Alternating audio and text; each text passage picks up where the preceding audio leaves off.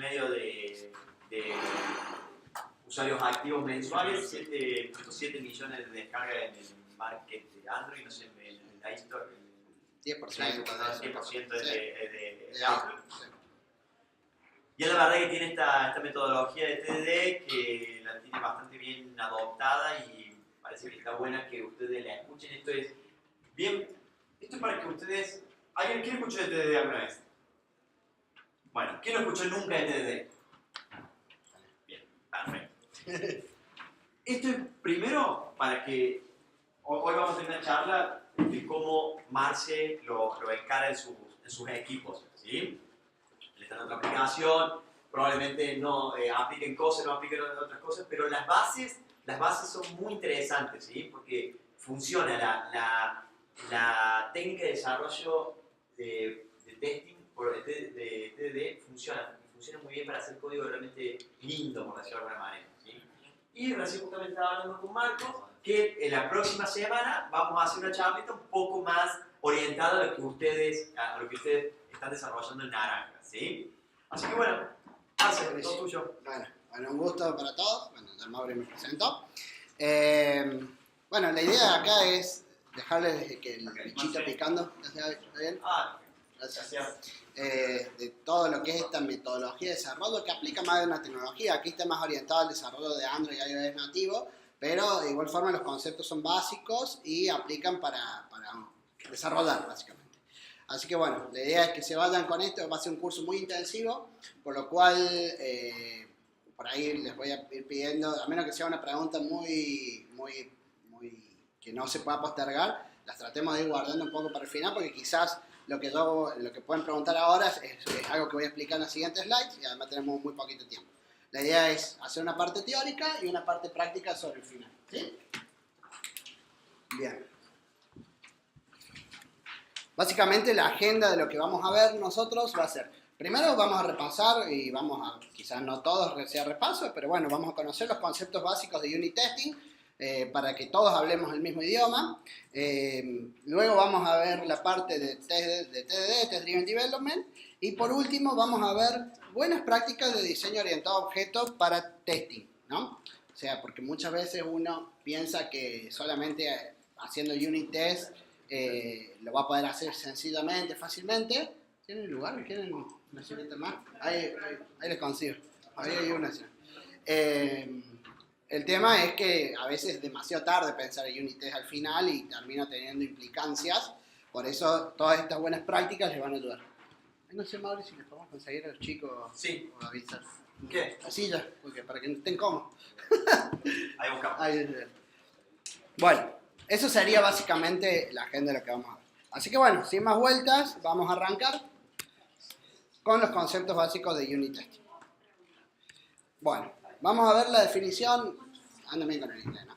Sí, igual se lo voy a decir todo en español. Bueno, unit test es código hecho para testear una porción de código, digamos, de nuestra aplicación de una manera automatizada, digamos, verificando que la funcionalidad de ese método, ya sea el resultado o el comportamiento que tiene de una clase particular, que le vamos a llamar System Under Testing. Digamos, eso es lo que vamos a conocer como System Under Testing, que sería una clase particular con métodos que son públicos básicamente, ¿no? Entonces, esa sería la definición. Algunas propiedades que tienen que tener los unit tests, que es importante. ¿Por qué lo digo esto? Porque cuando la base de unit test empieza a crecer, estas propiedades empiezan a tomar más relevancia. El hecho de que sean independientes, que yo agregando nuevos unit tests no se afecten otros unit tests. Entonces eso es importante, y esto también como que traeré como corolario que no importa en qué orden se ejecute, como son independientes, no importa que un test se ejecute primero que el otro. Entonces siempre uno tiene que pensar unit test como independiente del otro. Tiene que ser rápido. Si el test tarda varios segundos, seguramente no estamos bajo un unit test, estamos bajo un test de integración, algo que va a un test de sistema que va directamente hacia el data source que realmente tiene que ir, y no a un mock, por decir. Ya vamos a ver qué es eso. Entonces, siempre pensar que los unit tests tienen que ser rápidos. ¿Rápido? ¿Qué es rápido? 10, 20, 30 milisegundos. 100 milisegundos es como exagerado, o sea, poquito, muy rápido tiene que ser. Y tiene que ser aislado, esto que yo les decía, que no tienen que depender de sistemas externos. O sea, si ustedes tienen un unit test que requiere moquear algo en la base de datos o tener un servicio levantado HTTP para un web service, para un servicio REST o lo que sea, no está aislado. Y ese es un test frágil en el cual si ese sistema se cae o cambia algún dato, rompe la base unit test. Entonces no son unit tests porque no están aislados. Esto siempre ténganlo en cuenta a la hora de pensar qué es un unit test. Porque después pueden tener otros tests que probablemente se escriban muy parecidos a los unit tests, pero los tienen que tener separados como test de integración. Y van a usar los mismos frameworks de escritura y van a lucir muy parecidos. Pero nunca se tienen que mezclar con los test unitarios del código, que son los que a ustedes les tienen que permitir desarrollar sin depender de nada de afuera. Luego tenemos, ahora para entrar un poquito más adentro, la clase, digamos, cómo se estructura una clase de test. Esto lo repaso, probablemente ustedes lo conozcan, pero son conceptos básicos que les van a servir. Hay un nivel en donde en una clase están declarados todos los tests. Se puede hacer un setup y un teardown, o sea, cuando arranca la clase a testear todo antes de que ejecuta cualquier test, una sola vez se va a ejecutar el class setup. Y una sola vez, al final de ejecutar todos los tests, se va a ejecutar el class teardown. Eso es importante. Luego tenemos métodos comunes que se llaman test setup o test teardown, que lo que hace es, antes de ejecutar cada uno de los tests, se va ejecutando. Quiere decir que si tengo 10 tests, se va a ejecutar 10 veces el test setup y 10 veces el test teardown, si estuvieran declarados, ¿no? Esto está bueno para no repetir código entre test y algo que siempre preparar dentro de la misma clase lo mismo, se enfoca directamente en el test setup y no en cada uno de los métodos. Y por último, el test método en sí, que es el test propiamente dicho, digamos. Acá donde básicamente se escribe el test y sucede la validación que puede pasar o fallar, ¿no? Así que bueno, esa sería la estructura general.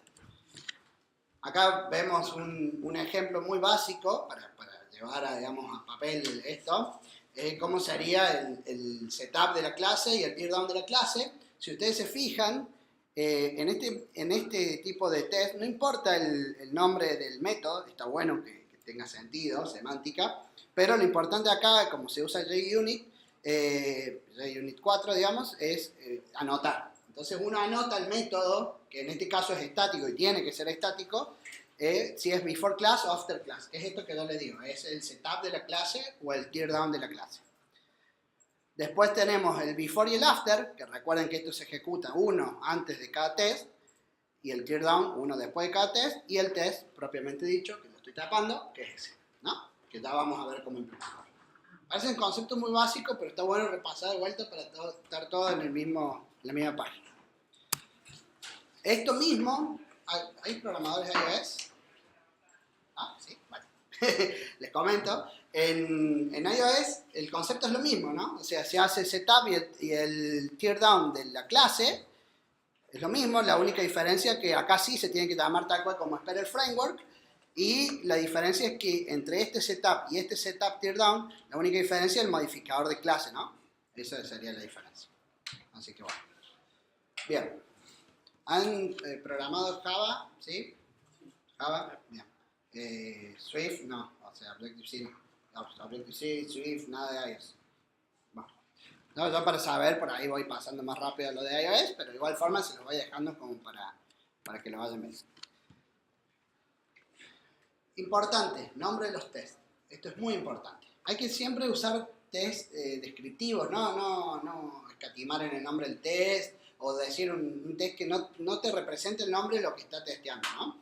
¿Por qué? Porque además, cuando a vos te falla en un Jenkins, por ejemplo, que corren todos los test automáticos, tenés muy claramente la noción de qué puede estar fallando de acuerdo al nombre del test, porque si no es como que ves un test 18. ¿Qué estoy testeando? No tengo ni idea.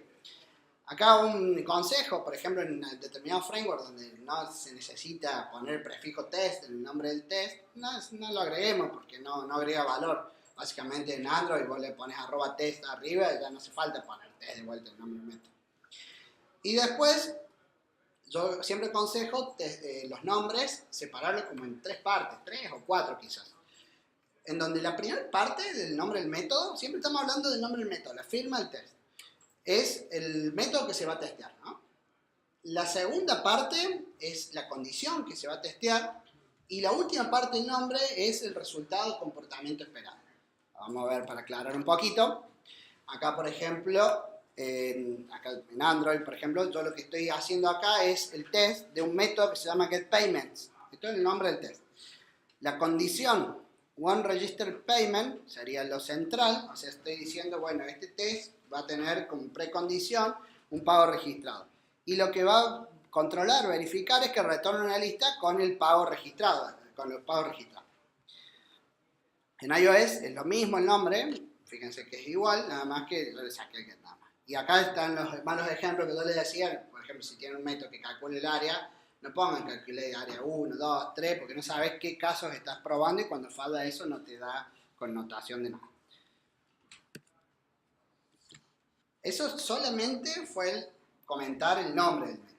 Ahora vamos a cómo se implementa el método por dentro y cuáles son las buenas prácticas para implementar el método por dentro. Siempre es bueno organizar la implementación del test y que no sea cualquier cosa, todo un menjunje en una línea, que no lo puedes separar. Entonces separarlo como en 3 etapas dentro del método.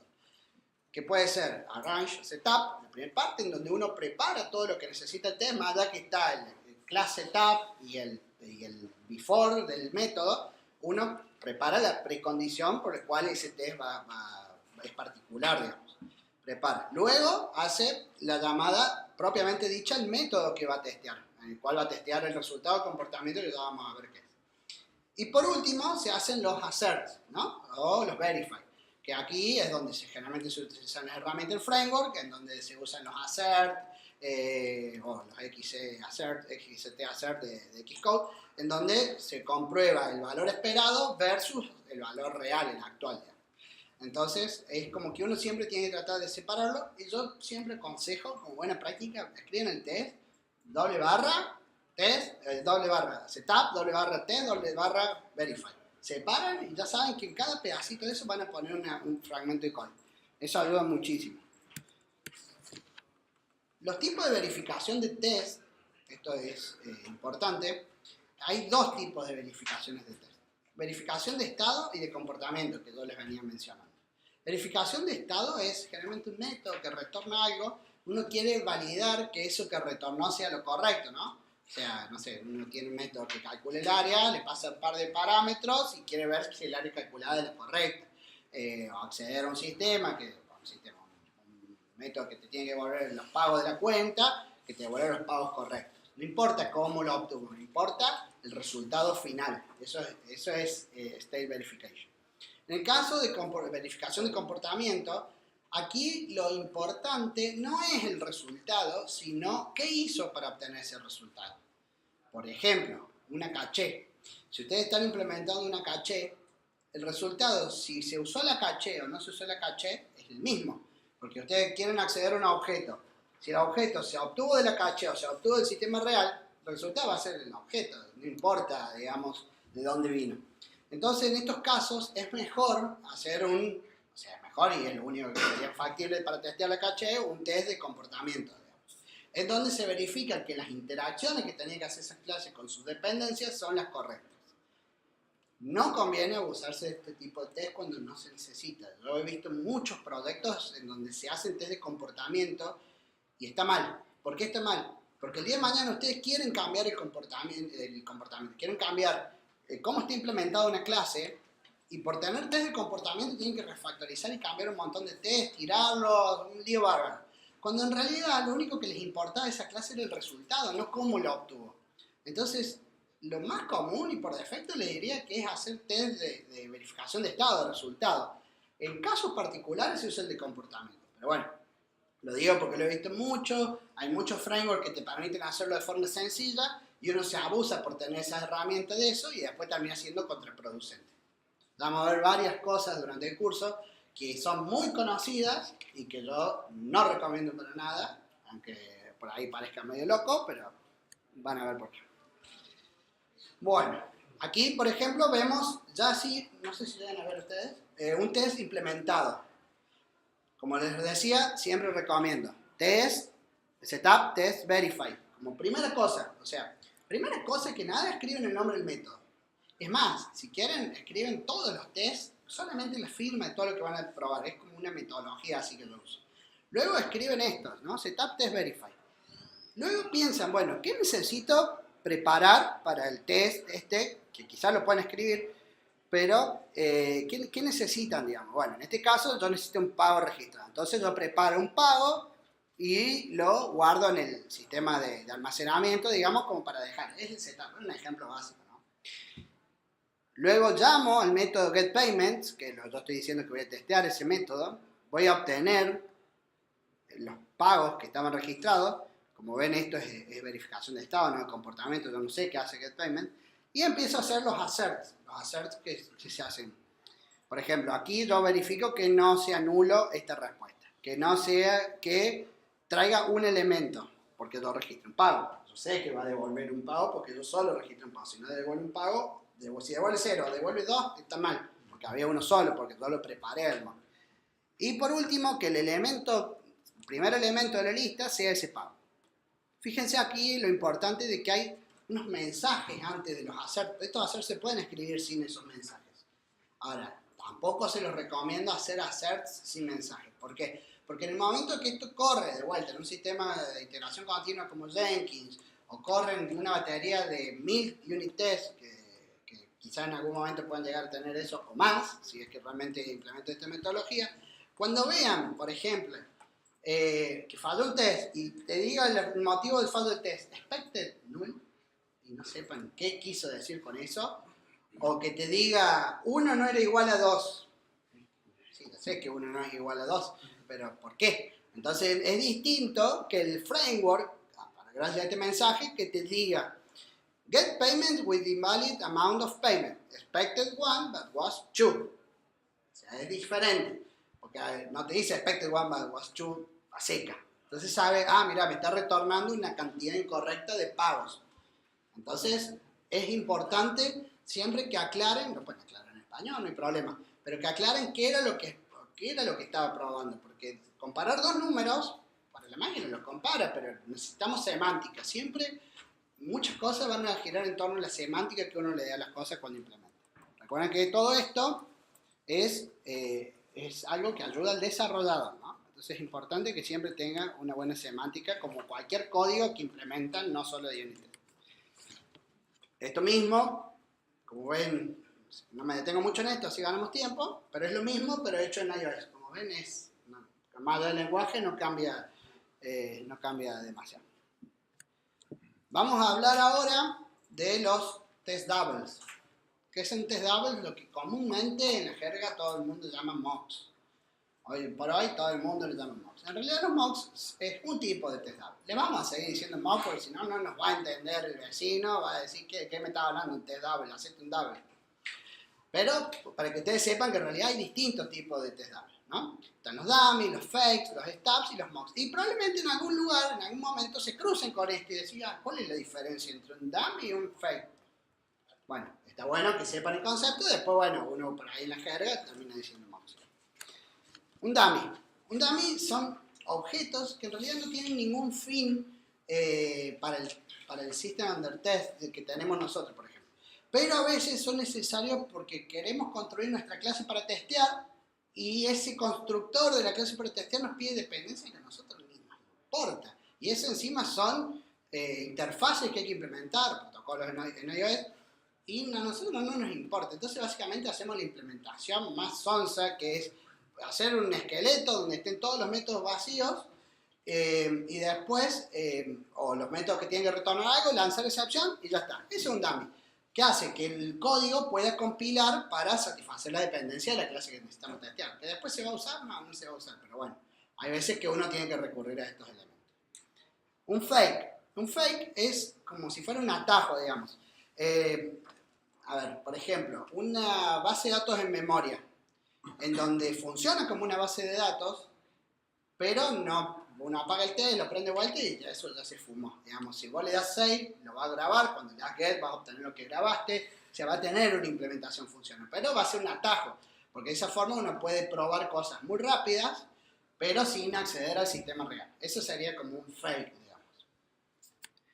Los stubs son los que generalmente, también muchas veces, stub y mocks, hay como una cosa que generalmente uno no los diferencia, pero los stubs son los que normalmente nosotros le decimos mock, ¿no? Básicamente son los objetos que nosotros implementamos y responden de una forma hardcodeada, si se quiere. Va a decir, bueno, devolverme la lista de pagos y en vez de voy a ir y buscar, que sea, siempre te devuelve los mismos 3 pagos, tomás. Y está hardcodeado, es un stub. Entonces es muy bueno eso para el tema de state verification, porque vos al stub decís, bueno, siempre devolverme esto. Testear y siempre te va a devolver eso, no importa qué pase, te va a devolver lo mismo. Entonces eso te ayuda a aislarte del sistema externo y además de forma muy rápida a hacer el test. El mock, a diferencia del stub, es como que es un poquito más inteligente, ¿no? En el cual uno lo va como programando para que se comporte de determinada manera. Así, bueno, cuando te llamen a este método, no sé, 3 veces, bueno, ahí retoma esas 3 veces esto. O, bueno, no sé, puede tener cuántas veces te llamaron, o fallar la 5ª vez, o bueno, hay un montón es más dinámico, digamos, el mock, ¿no? No es que siempre te va a devolver lo mismo, es como que vos lo podés ir programando también. Y existen frameworks para hacer mock y también uno lo puede hacer de manera propia, ¿no? Eso es importante. Evitar caer en que sí o sí las cosas se tienen que hacer con un framework, cuando por ahí la herramienta de por sí ya te da las cosas a mano. Y eso hace que además el test ande más rápido, ¿no? Al principio te puede dar un poquito más de tiempo, pero vos haces algo específico para tu negocio, para tu modelo de negocio, que después lo utilizás en todos lados y es rápido, ¿no? Y no te atrás del freno. En este caso yo lo muestro, por ejemplo, el Behavior Verification. Uso un framework que se llama Mockito, en el cual voy a mostrar de las dos formas. Usando Mockito, básicamente el mock se programa, digamos, le digo a Mockito que este framework, dame el mock del Storage Service, esto me devuelve el objeto que implementa ese Storage Service, se lo paso el Payment Service, y después yo le digo a Mockito, verificame que, esto acá yo le voy poniendo el prefijo Mockito punto, porque en realidad no hice el import static, si hubiera hecho estático el Mockito punto no va. Pero que el Storage Service sea llamado exactamente una vez al método SaveObject, ¿no? O sea, estoy verificando el comportamiento, estoy diciendo, obligando a que mi sistema haya llamado una sola vez a ese método. Nuevamente hay que tener cuidado con estas cosas. Pero bueno, esa sería la forma de hacerlo con un framework como Mockito, ¿no? En donde se hace, como que el framework va grabando todo lo que se interactuó con este mock y luego vos le podés ir preguntando, ¿se hizo esto, no se hizo esto? Y bueno, ahí va. Luego hay otros frameworks como EasyMock, también para que ustedes conozcan la diferencia, en el cual uno hace como una preconfiguración del mock. Entonces como que lo prepara el mock. Entonces va a decir, bueno, también vas a crear el mock, pero antes de hacer cualquier cosa yo lo voy a entrenar al mock. Le voy a decir, bueno, mira mock, te van a llamar una vez el SaveObject con este payment, ¿no? Te estoy diciendo, no es que lo llamaron, te estoy diciendo qué va a pasar. Le digo acá esperar la última vez, la llamada anterior una sola vez, o sea, acá se podría poner esperar 10 veces, ¿no? Y cuando le doy replay, básicamente lo que estoy haciendo es sacarlo de modo entrenamiento el mock y empieza a funcionar, digamos, como en modo de ejecución. Entonces yo llamo a mi sistema bajo testing, paso el payment, y luego le digo a EasyMock, en este caso, que verifique ese mock. Si se comportó como yo había pregrabado antes que se iba a comportar. Si yo acá ponía otro conjunto de instrucciones y este sistema, o sea, esta clase, no llamaba todo en la forma que yo había especificado, cuando yo le doy acá Verify, me falla. Me falla y me explica por qué falló, ¿no? Ese es el caso de los. Voy a aprovechar y me voy a detener acá en este caso de iOS, porque en este caso de iOS no estoy usando ningún framework. Pero bueno, para que ustedes me entiendan lo fácil que sería implementar un mock. Ahí yo usé 2 frameworks para mostrar de forma diferente y acá lo estoy haciendo a mano yo. Esto también lo podría haber hecho a mano en Java. Acá básicamente lo que hago es, a esta interfaz, que es un protocolo, le implemento ahí en línea y básicamente como sabemos que tiene el método SaveObject, básicamente guardo en una variable, en ese mock, cuántas veces me fui invocando. Eso y nada más. Imagínense el tiempo de instanciar esto versus el tiempo de instanciar todo un framework, ¿no? Básicamente acá se hace lo mismo y acá yo lo que hago es preguntar si el object count, este que yo grabé, el save object count, es 1. Si lo llamo una sola vez. Estoy haciendo una verificación de comportamiento. Pero fíjense que a veces uno cae porque, yo conozco EasyMock, conozco Mockito, lo usamos, bueno, o el framework que se utilice, y a veces está todo mucho más simple y además más rápido, porque cuando empieza a crecer en volumen la cantidad de unit tests, estas cosas cuentan y mucho. Y ahora que esto uno puede tener una librería de mocks propia del negocio y empieza a reutilizar y no tener que programarlo 20 veces. Ya está, digamos. Esos serían los conceptos básicos de Unitest que yo quería que todos tuviéramos en mente y en claro. Acá tengo un momento para hacer consultar si más o menos vienen bien, si tienen alguna consulta.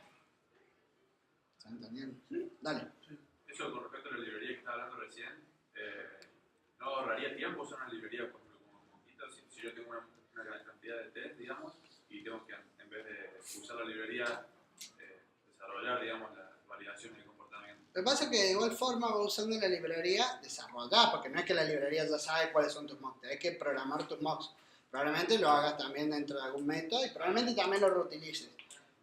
Te puede llevar un poquito más de tiempo hacerlo sin la librería al principio. Claro. Después lo vas a reusar de igual manera y te va a llevar el mismo tiempo reusarlo. Hacerlo la primera vez te puede llevar un poquito más de tiempo. Ejecutarlo, las 300.000 veces que se va a ejecutar ese test, va a ser más rápido que si lo hubiera hecho sin la librería.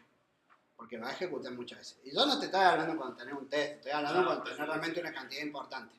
Realmente son como optimizaciones que después uno quizás piensa demasiado tarde y cuando ya tenés, no sé, 10.000 test y decís, mira, bueno, si sacamos esto, baja un montón de tiempo. Pero ¿cuánto nos cuesta sacar esto? Tenemos que reprogramar todo esto. Chao. Como que ya avanzaste en toda tu suite de test y decís, no, esto es interminable, ya está, sigamos con esto. Entonces, por eso yo siempre aconsejo evitarlo en la medida que se puede, porque a veces que evitarlo es tan sencillo como eso, ¿no? Claro. No estoy hablando de algún caso muy complejo, a veces es una cuestión muy simple que uno se quiere evitar al principio y tiene unas penalizaciones. ¿Cuán recomendable es agregar unit test a un proyecto que ya está maduro y no tiene? Yo no agregaría unit test a todo el código, sí haría con cada... ¿Cómo? Así que las nuevas funcionalidades que se agreguen, sí. A la nueva funcionalidad sí. A la nueva funcionalidad, nosotros tenemos experiencia de trabajar con proyectos legacy, en el cual cada parte de la funcionalidad nueva que se nos pide, la hacemos con unit test y TDD, en toda la medida de lo posible, y después existe una parte, una sección que es acoplar todo eso que está como bien hecho, si se quiere, con la parte de código legacy. Esa parte como que queda sin test, ¿no? Pero reducís la cantidad de código que queda sin unit test. Entonces está bueno eso. Siempre tratar de pensar, o cuando tenés que fixar un bug, a veces por ahí lo podés reproducir con el unit test, al bug, tratar de reproducir y ya te queda. Entonces vos lo fixás y después ese bug no debería volver a ocurrir porque ya te quedó el unit test que te protege ante esa eventualidad, ¿no? Bien. Vamos a la parte de TDD. Está un poquito de Pepsi, si alguien quiere alguna pregunta más. Antes que arranque. Con respecto a la verificación del behavior, Sí. ¿cómo, ¿hay una regla o algo que te diga cómo hacer ese test? Como para no, porque por lo que veo es, para hacer la prueba en el test, estás replicando la lógica pero de una manera más primitiva con tal de que pase el test, digamos. O sea, ¿qué regla usaría como para decir? Acá vos no sabés todavía que está implementado en esta parte, ¿no? Pasa por el código real. O este podría no llamar. Acá, si se quiere, vamos a hacer el diagramita ahí. No sé si se va a ver algo. O sea, básicamente acá lo que tienen es unit test, que acá tienen el payment service, y acá tienen storage service, ¿no? Este depende de este testea y acá lo que estamos haciendo nosotros, como en realidad no depende en sí de la clase, sino de la implementación, probablemente acá tenemos el storage service implementation, ¿no? Y acá lo que nosotros hacemos es crear un storage service monk, perdón por la sigla, que también implementa esto y hace lo que unit test quiere para que esto esté bajo control. Este es mi sistema bajo testing. No sé si se deja ver ahí. Sí, Ya no se ve. Pero- Pero de cierta forma es como que toda la parte de la derecha, digamos, que es lo que estás moqueando, tenés que replicar esa lógica para que le sirva a lo que estás testeando, ¿no? No necesariamente, porque por ahí puede estar dentro de una base de datos. Acá yo estoy haciendo una implementación que lo único que hace es grabarme si me lo llamó el método o no. Esa sería la lógica que yo implementé. Acá va a ir a una base de datos, leer una cadena de conexión, ver si tiene permisos, tratar de ejecutar un SQL.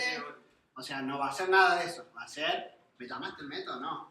¿Cómo debería trabajar realmente esa clase? Va a ser cuestión del test que testé esa clase. Ahora estoy testeando este. Pero entonces no se supone que hay que moquearlo al final. Esto está mosqueado. Claro. Porque esto depende de la interfaz, que acá tiene un mock, que no sé si se llega a ver. Acá hay un mock que es el que maneja el test. Y yo lo que testeo es esto. Este unit test es de esto. Esto probablemente tenga su propio unit test. O no. ¿Por qué no? Porque probablemente esto puede llegar a ser un candidato a testearse por una prueba de sistema. ¿Por qué? Porque va directamente a la base de datos. Entonces no podemos mosquear la base de datos. Pero, a ver, siempre uno tiene que tratar de pensar que la mayor parte de las cosas está fuera de la última capa de la implementación. La lógica de negocio, entonces está muy afuera. Entonces, tampoco es cuestión de agregar unit test. No sé, tengo una clase, no sé, user data que tiene el nombre, el apellido y le tengo que hacer user data test porque tiene el nombre y el apellido y testea que si llamo el setter estableció. Eso no tiene sentido. Siempre hay que testear lo que tiene la lógica de negocio, que serían los servicios. Ya vamos a ver un poquito sobre el final de la arquitectura. Obviamente, lo que son DAOs no tiene sentido, son objetos de datos, no hay que agregar. Y lo último también, lo que realiza la comunicación final con la base de datos, con un web service, un cliente, REST, eso no se unit testea. Se puede hacer un test de sistema, pero no es un unit test propiamente dicho, y no son los que nos interesa agregar, ¿no? Como desarrollador.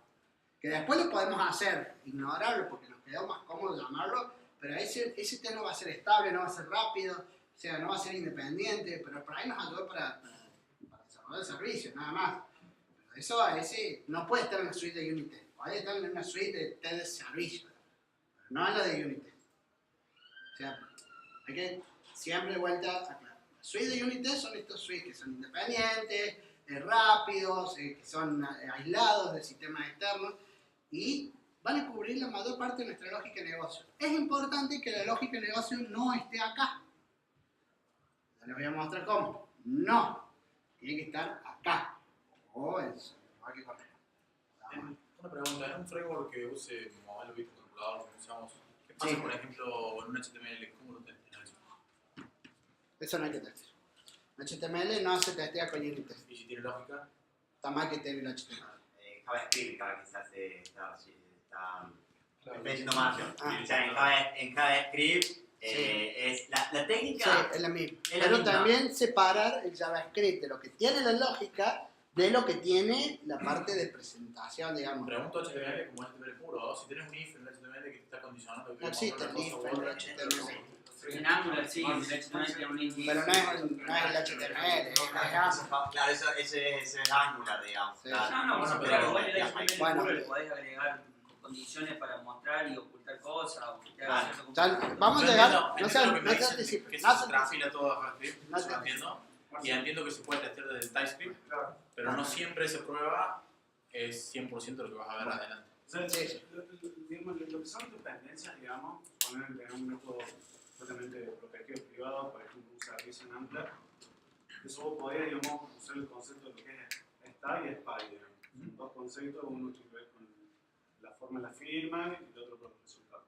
Con respecto al HTML, si hay, cuando vos, por ejemplo, es muy de Angular, digamos, o sea, cuando voy a importar, no sé, trabajo con Jasmine, cuando voy a instanciar el móvil de crear el componente dinámico, digamos, tener una forma de acceder al component, digamos.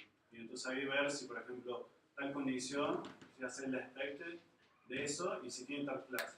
O sea, decir, bueno, cuando haga clic, agregue la clase activa. Pero ahí me estás obligando a poner a acceder al componente. Es porque se te crea dinámico. O sea, vos podés tomarlo dinámicamente el component y ir testeando. Porque eso después te genera la cobertura. Si todo tu controller, digamos, está pasando, digamos. Pero sí podrías llegar a acceder a ese método. De hecho, después podemos mostrar algo.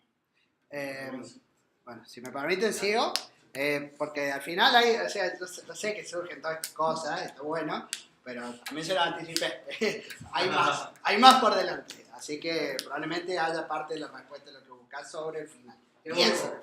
Tengo una última pregunta, porque ahí mostrás la parte de los assets. ¿Qué es lo aconsejable cuando hagas la parte de Verify?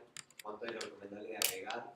¿Eso depende mucho de la lógica o hay un Sí, mínimo sí, obviamente, sí. para tener en cuenta? Ahí, o sea, yo siempre recomiendo no tener una gran cantidad de asserts en los métodos, preferir tener varios métodos porque de esa forma tenés un poquito más de control. De última también podés saber qué falla, qué no, cuando falla algo. Porque si no, como que estás testeando un montón de cosas a la vez, entonces como que podría estarte fallando en una parte y a vos te falla en todo. Entonces siempre es mejor separar en varios tests, ¿no? Y bueno, testear lo que realmente vas a necesitar controlar, ¿no? O sea, que tu lógica de negocio se comporte como querés que se comporte. Vamos a ver qué es lógica de negocio. Vamos a hacer un ejemplo en vivo sobre la práctica y ahí les va a cerrar un poco más esto que les digo. Pero hay que esperar un poquito. Bueno, vamos a hacer TDD. Vamos a ver qué es TDD. Bueno, ¿qué es TDD? ¿No?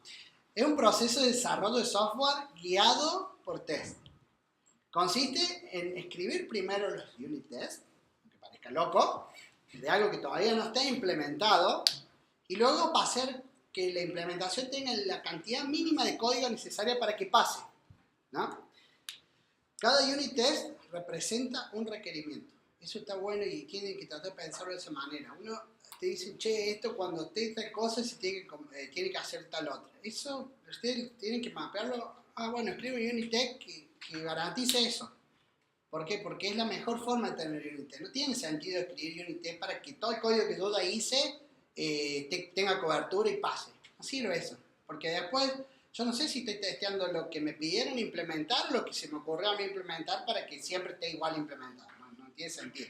Por eso es bueno, cada vez que hay un requerimiento, decir, bueno, escribo unit test primero y después implemento. Para no, de paso no equivocarme, porque uno cuando escribe unit test antes, está pensando en la visión macro, no en el detalle de implementación. Está pensando en todas las cosas que hay que hacer, no cómo hacerlas, ¿no? Y eso es importante. De hecho, en la metodología, generalmente ellos dicen, recomiendan ir escribiendo un test, hacerlo pasar.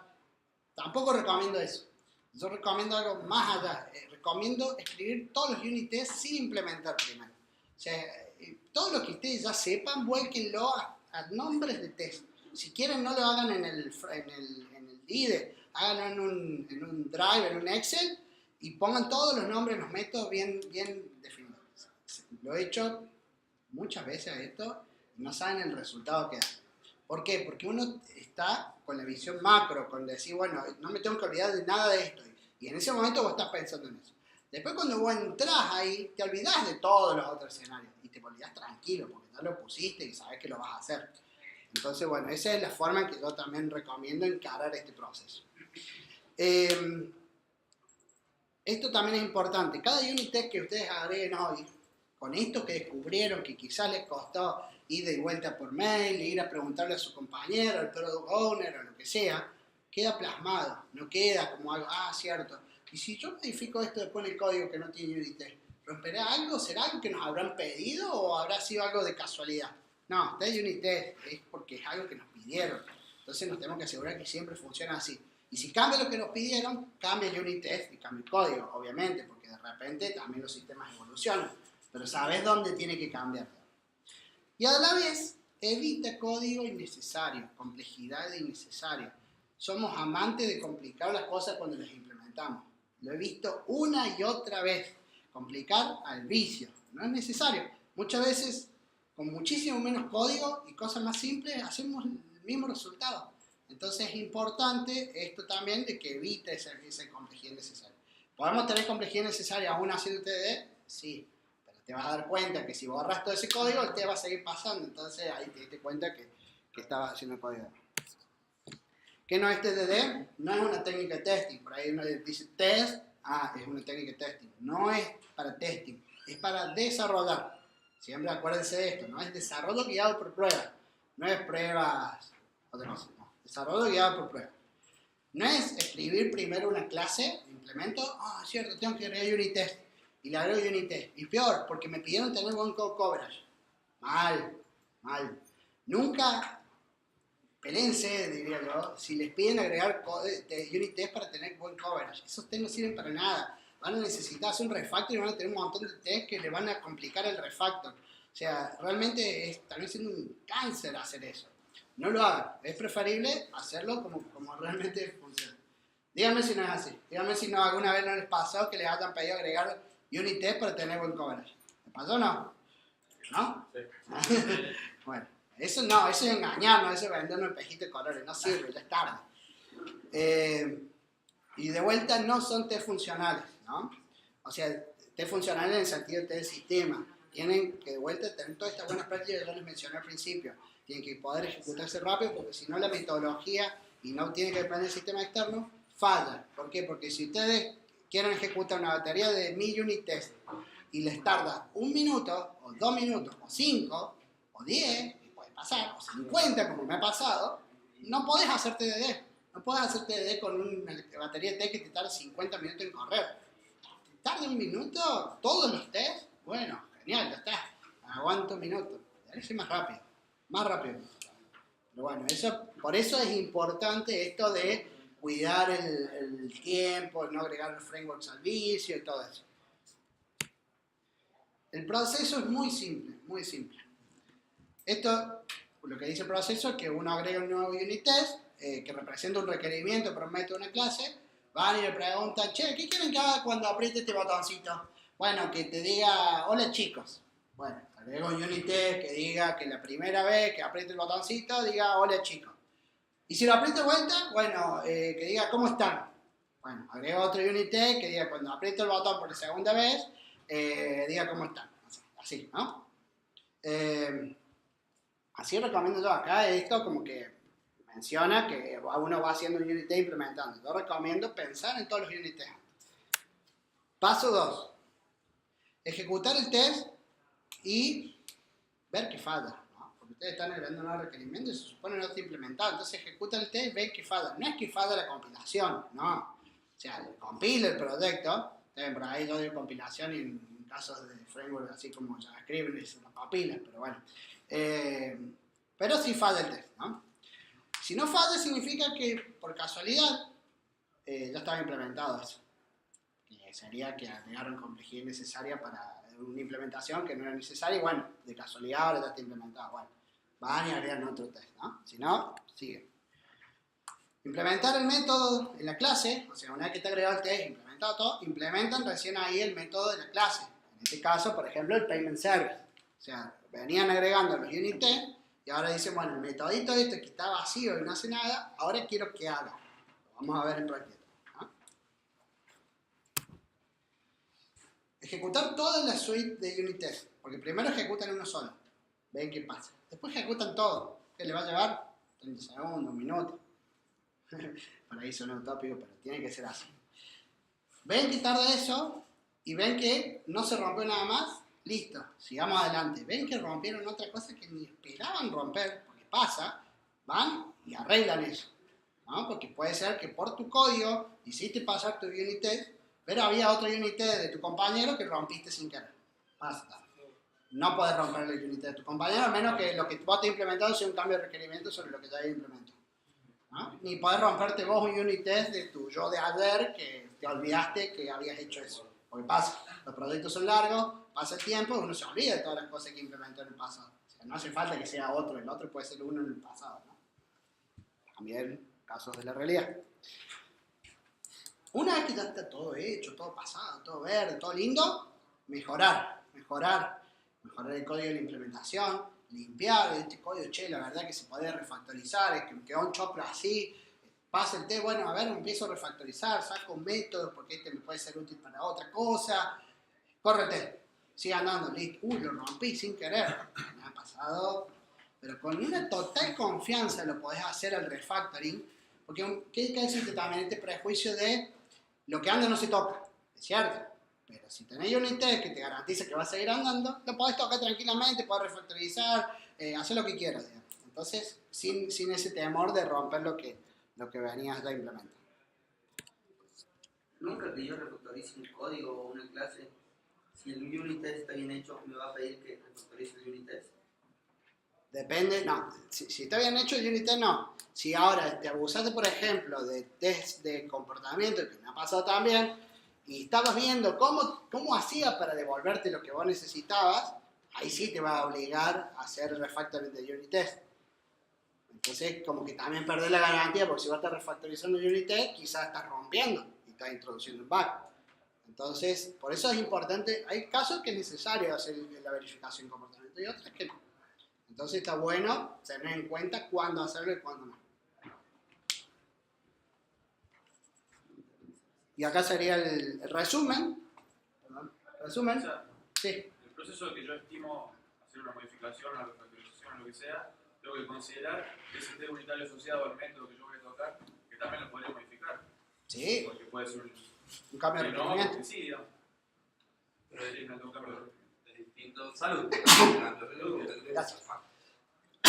Por factorizar, el resultado debería ser el mismo. Claro, una cosa es cuando vos estás desarrollando, ya implementaste lo nuevo que te pidieron y ahora vos querés refactorizar el código que acabas de hacer, pero ya teniendo la certeza de que tus unit tests están pasando, eso es una cosa. Después, si hay un refactoring de arquitectura, otra cosa, ya es otra la cuestión, ¿no? Yo acá estoy hablando de... Hice la implementación, acuérdense, la implementación mínima y necesaria para que el test pase. Y fea. Fea. Bueno, hacerla fea, el test pasa. ¿Por qué pasa el test si es feo? Porque quizás te está faltando agregar otro test que hace que el código deje de ser feo y te olvidaste un requerimiento. Esto es real. Entonces, este sería como el proceso. ¿Qué recomiendo yo? Antes de agregar un nuevo test, un paso cero, que es pensar en todos los tests y dejarlo en una planillita para no olvidarse. Después los van agregando e implementando. Pero piénsenlos todos a priori. Les aseguro que es un golazo. Bueno, ahí hay algunos consejos. Esto está muy orientado a Java, pero bueno, pues dice que cualquier desarrollo podría digamos, enfrentarse ya usando TDD. Arrancando, por ejemplo, con la implementación de lo que nosotros, de una interfaz de la implementación de lo que queremos hacer. Y luego, o sea, con los métodos que vamos a testar, ¿no? Luego una persona podría ir implementando esa implementación, por ejemplo, si quisieran trabajar en pares, y la otra podría estar encargada de implementar los tests. Está bueno, lo he hecho, es muy divertido también, porque uno, por ejemplo, tiene la mentalidad de agregar test y el otro tiene la mentalidad solo de hacer pasar el test. Y te pones en el sombrero, el rol, de solo te voy a hacer pasar el test con lo mínimo necesario. Y salen cosas muy graciosas, como decir, te hardcodeo la respuesta en el return y te devuelvo lo que vos esperás en el test que yo sé que estás testeando. Pero no me hagas eso, ese código no sirve para nada. Bueno, agregame otro test que me obliga a que yo no pueda hacer eso. Así lo he hecho. Entonces, yo era el que implementaba con estos trucos, entonces terminé agregando 3, 4 tests que aseguraban que yo no pudiera hacer ninguna chanchada. Hice lo que tenía que hacer y quedó el código completo. Simple, completo. Y todo arrancó como un juego de yo te agrego un unit test, yo te hago pasar el unit test. Muy gracioso si quieres. Pero bueno. Y si uno no quiere estar agregando interfaces o protocolos en Swift porque quiere tener la clase directamente concreta, bueno, ponerle el método directamente y ponerle un to-do, implemento o que lance una excepción si tiene que retornar algo y ya está.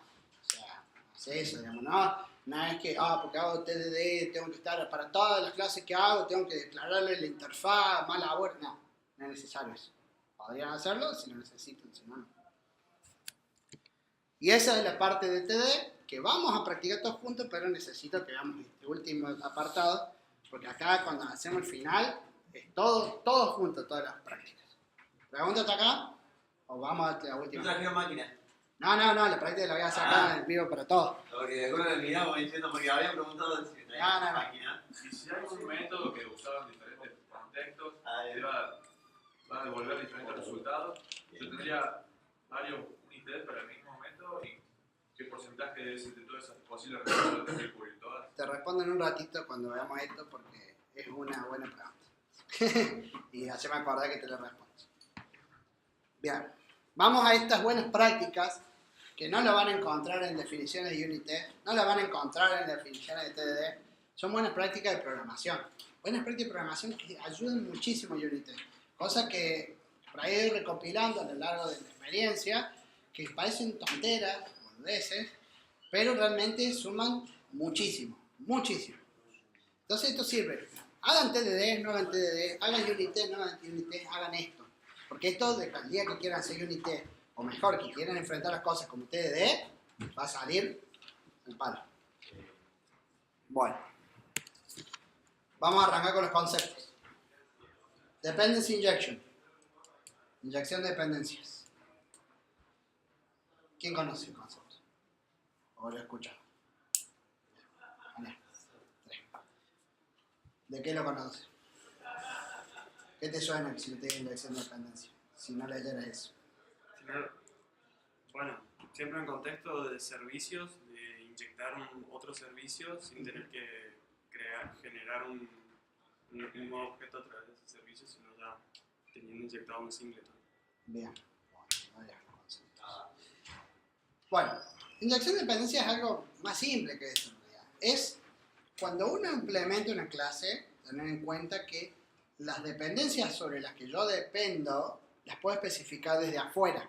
Desde afuera, o sea, no soy yo quien hago el new de esa dependencia, de ese objeto con el cual dependo, sino que viene un extraño que me va a consumir, que va a ser él el que me va a decir, usa esta dependencia. Yo dependo de la interfaz de eso. Quién implementa esa interfaz no lo decido yo, lo define quien me usa.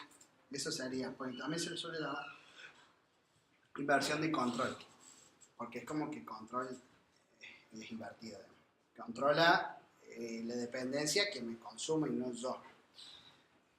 Esto se puede hacer generalmente con constructores, licenciadores en caso de Swift, o propiedades, ¿no?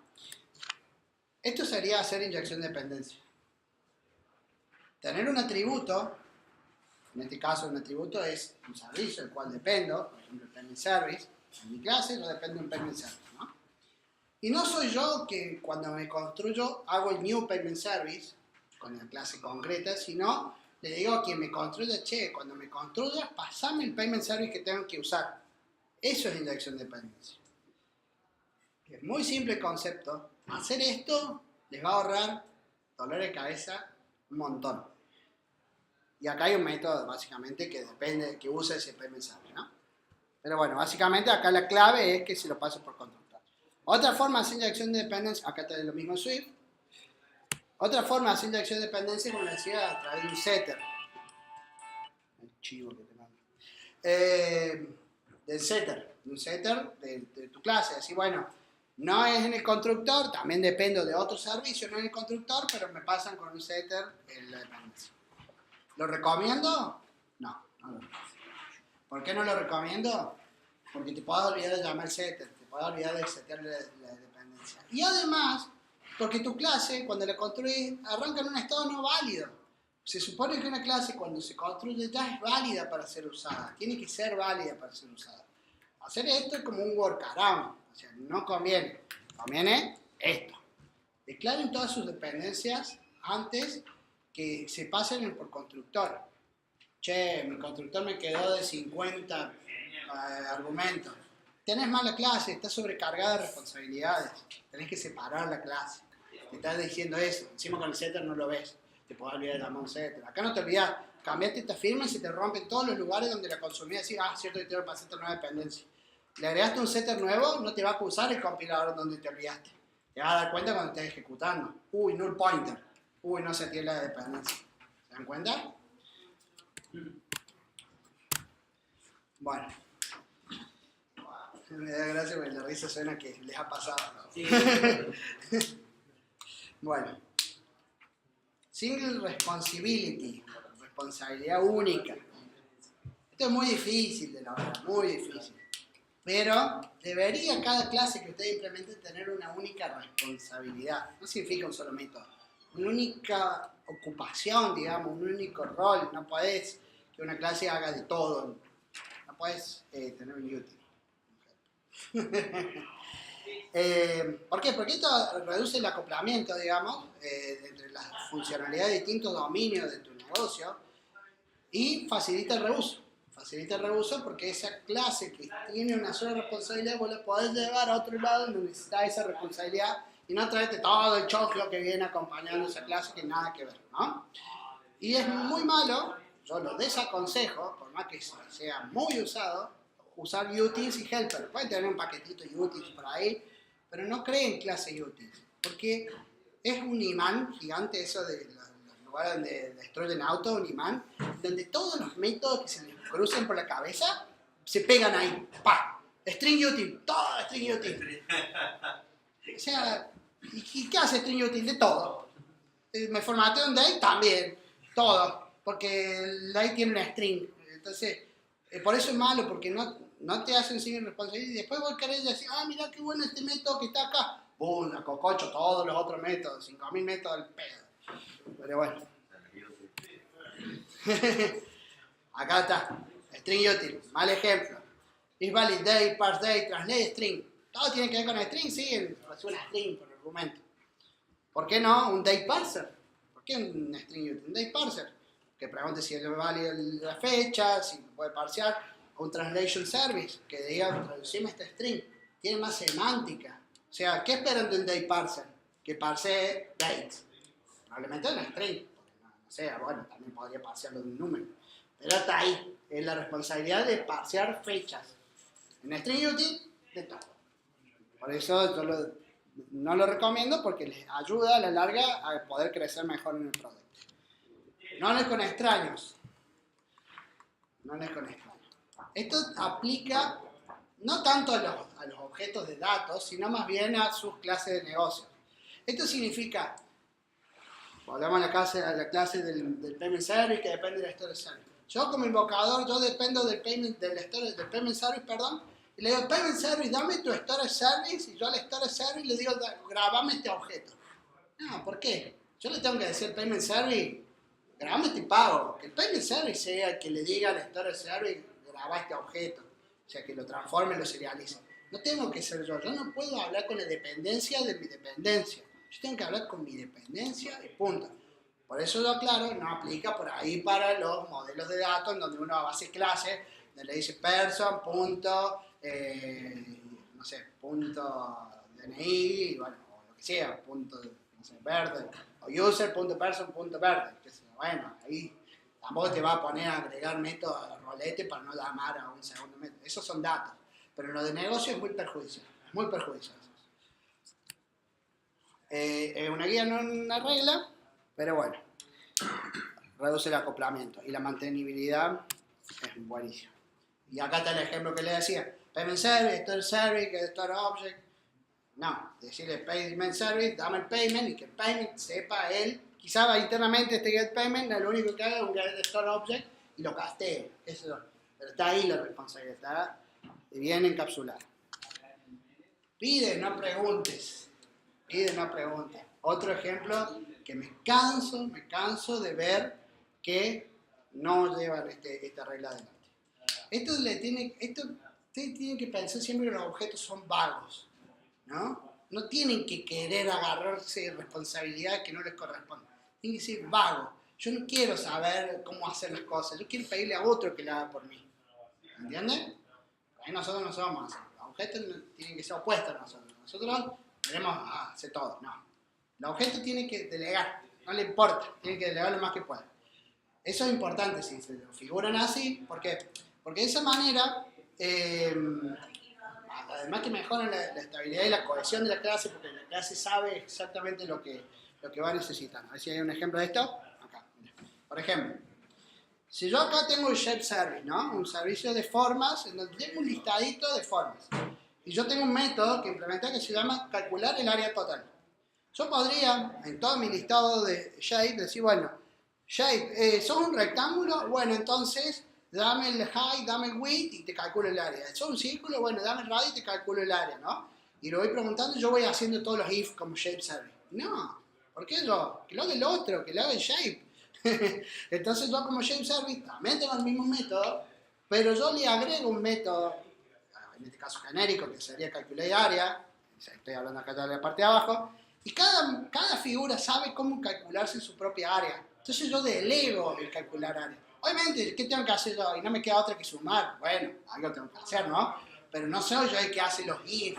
Además, porque después yo agrego una figura nueva, tengo que cambiar mi implementación. Yo acá agrego una figura nueva, que es un rombo, Y listo, no tengo que hacer más nada. Agrego ya sabe cómo autocalcularse. Esa es la lógica que ustedes tienen que tratar de seguir. Es tonto, ¿no? Pero van a ver que esto les ayuda un montón. Vamos a tratar de consolidar todo lo que hablé en un ejercicio al final. Vamos con mis amigos los singletons. Singleton creo que es de ese patrón de diseño más conocido de todos. Pero que yo menos quiero. ¿Por qué? Porque es muy enemigo en el caso de los unitets, de la reversibilidad, de un montón de cosas. El singleton básicamente lo que te termina haciendo es compartirte un estado global de la aplicación, y ahí viene un poquito el tema del contexto también, ¿no? Porque el contexto te termina dando un contexto global de tu aplicación. Estás dependiendo de otras cosas. Es muy malo hacer eso. Es preferible, porque vos tenés un contexto y también es como yo, tenés una bolsa de gato, tenés un montón de cosas.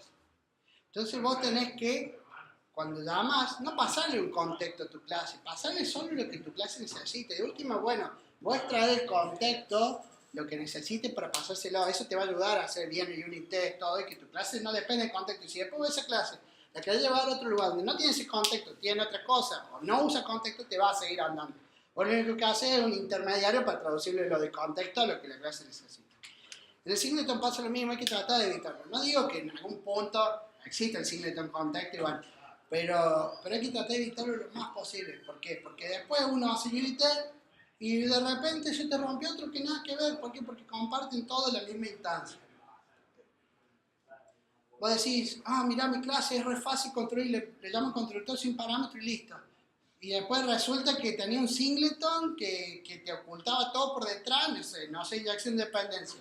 Tenés el singleton que te controla todo por detrás y no tenés forma de mockear eso. No hay forma de mockear eso porque está todo compartido globalmente. Entonces, es muy malo, digamos, usar singleton. Ahora creo que le dije las tres cosas. Y acá, bueno, trato de identificar un poquito cómo sería sacarse un singleton de encima, ¿no? O sea, por ejemplo, la aplicación tiene el payment service y el método de ejecutar, que depende de un storage service, y el storage service es un singleton, ¿no? Es un singleton que tiene el get install como simplemente un singleton, no. Entonces este no recibe ninguna dependencia. Vos llamás payment service y ya está andando. Entonces, acá me está ocultando que dependía de un storage service, que de hecho va a estar detrás, y va a ser la única instancia, encima va a ir a la base de datos, y no lo voy a poder sacar de la base de datos, va a ser un lío. Ahora, un buen ejemplo sería que la aplicación tenga las instancias de las dos cosas, el payment service y el storage service, sea quien construye, porque a nivel de aplicación vos sabés cómo unir todas tus piezas de rompecabezas. Es la aplicación que tiene que saber cómo construir la dependencia entre sí, no tu clase. Entonces, acá se llega de cortado justo, hay un storage service factory que lo que hace es, la aplicación le pide, dame el storage service. Este sí termina siendo un singleton, pero a nivel de aplicación, que podría no estarlo, porque muchas veces la ejecución de la aplicación es uno solo y vos podés tenerlo en contexto en memoria. Y acá ya directamente vos dependés del payment service que recibe el storage service por parámetro. Es ínfimo el cambio, para la ejecución termina siendo lo mismo, pero para unit test no, porque vos ese storage service que le está especificando por fuera, se lo podés mockear. Y no vas más a la base de datos, no vas nada. ¿Se entiende? ¿Qué cambia? Acá yo no puedo hacer un mock. Y cuando me piden agregamos unit test por el payment service, no tengo forma, porque si o sí me va a ir a la base de datos. En cambio de esta forma, yo le digo, bueno, estamos mock storage service, chao. Y bonus track, antes de cosas. Bonus track, MVP, Model View Presenter. ¿Alguna vez lo escucharon? Bien. Es algo que cada vez se escucha más, al principio no se escuchaba mucho. Hace unos 4 años atrás lo empecé a usar. La verdad que esto ayuda a desacoplar mucho la lógica de negocio de lo que tiene que ver la implementación, el detrás de la vista, esto que por ahí va a mencionar del HTML, del JavaScript, lo que sea. No está bueno que toda esa lógica de negocio que hay. Siempre va a haber un código pegamento, digamos, ahí que te va a conectar eso con tu clase, con toda la lógica de negocio. Pero la idea es tratar de mantener juntita toda mi lógica de negocio para que sea fácil hacer unit test. Entonces tenemos el modelo, por ejemplo, que representa datos del negocio. El modelo de negocio no es un DTO, no es como viaja, porque también muchas veces confundo el modelo con el DTO. Cómo me viaja del servicio al JSON y mi modelo es eso. No, hay que tratar de aislarse de cómo es la representación del servicio. Hay que tratar de pensar cómo yo veo las cosas. Si a mí me viene un número que me indica 1, 2, 3, que es un tipo de persona, un tipo de DNI, quill, 1, 2, 3. Yo en mi modelo de negocio tengo que tener un document type que sea un enum, que sea DNI, quill, pero que sea un enum, ¿se entiende? Para que sea legible y fácil de entender. Después va a haber algo que me lo traduzca entre sí. Pero eso está bueno porque facilita el setup de los tests, porque uno entiende que está setupeando. Y después, bueno, tener la lógica que te pega con la capa de servicio. Pero tu lógica de negocio que vas a encapsular al presenter, que sabe cuándo hacer las cosas, y yo puse acá que la vista sabe cómo mostrar las cosas. Esa es por ahí la gran diferencia. La vista, cuando uno lo implementa, que puede ser el HTML, lo que sea, el controller, tiene que saber cómo hacer las cosas, cómo mostrar el dato, un mensaje, lo que sea, cómo transicionarse de una pantalla a otra, eso sabe. Ahora, ¿cuándo hacerlo? Es la responsabilidad del presenter, ¿no?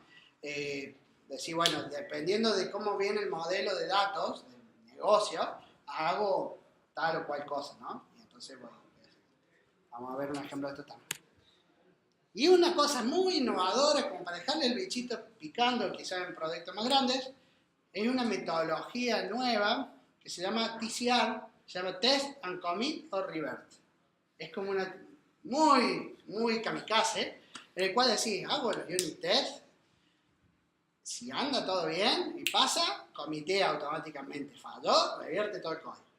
Es bien kamikaze. ¿Qué te hace? Te fuerza a que vos trabajes en cosas pequeñas, agregando tests pequeños, te reduce los merge conflicts, porque estás comitiendo constantemente la rama de desarrollo, no le rompes nada a nadie. ¿Ah? No, estamos hablando de lo que estamos haciendo en el proyecto, que ese tipo de metodología a mí, justamente para un UX, lo asesina. Claro, bueno, porque no Y hace ahí test. justamente hay test de HTML. ¿Ah, sí? Sí. Bueno, pero si vos tuvieras test de HTML bien chiquito y avance bien chiquito, probablemente no te asesinaría Claro, nada. haces, no sé, agregar un componente con el tipo de clase que querés, hacer un interno, bueno, es poquito. Claro. Ahora, si vas a hacer un componente entero, tenés 5 o 6 variables. Bueno, que cambia, que esto te hace, si estuviera implementado, cambiar la forma de trabajo, ¿no? Claro. Te da otro beneficio, como la integración continua del código cada rato, combina cada rato, cambios muy incrementales y chiquititos. Pero bueno, obviamente, yo se lo dejo como semillita sembrada, ¿no? Por ahí no es la forma de hacerlo hoy por hoy, porque obviamente esto requiere toda una evolución, pero ahí está, Lincoln. Pregunta antes de que vayamos a los bifes. A ver, estamos bien con los bifes. Fui muy rápido, yo sé que fui muy rápido. Sí, fue que tiene una cachetada. Pero bueno, era necesario porque estamos cortos de tiempo y quiero mostrarles la parte práctica. ¿Se entiende? ¿Lo ven aplicable? Muy aplicable. Bueno, no te enojes. Quería terminar de decir, no, se lo ve muy aplicable, pero. Ahora le voy a volar la cabeza con Es claro. la El práctica. tema es un cambio brusco en las costumbres. Mira, es Depende cómo te acostumbrado. practicarlo y vas. No creo que. Esta técnica, como dijo Marcia al principio, es una técnica de desarrollo. ¿Vos sos programador? Sí. ¿Querés ser mejor programador? Obvio. Eso no me ayuda. Pero es un antes y un después. Es un antes y un después. Vos empezás, como dice Marce, a poner los números. Pensá primero en el unit test. ¿Cómo voy a testear el método que ni siquiera está escrito todavía? ¿Te ayuda a ponerle un nombre bueno al método?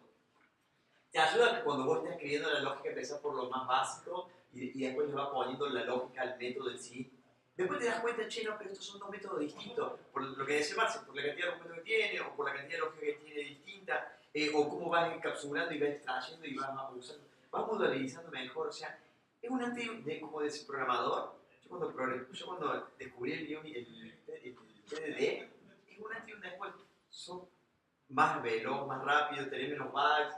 Es muy bueno. La clase, ahora Marce les va a dar un ejemplo Con Android y con iOS. y la clase que viene, Marquitos Pastoriza va a venir y le va a dar un ejemplo con Angular. Para que lo apliquen.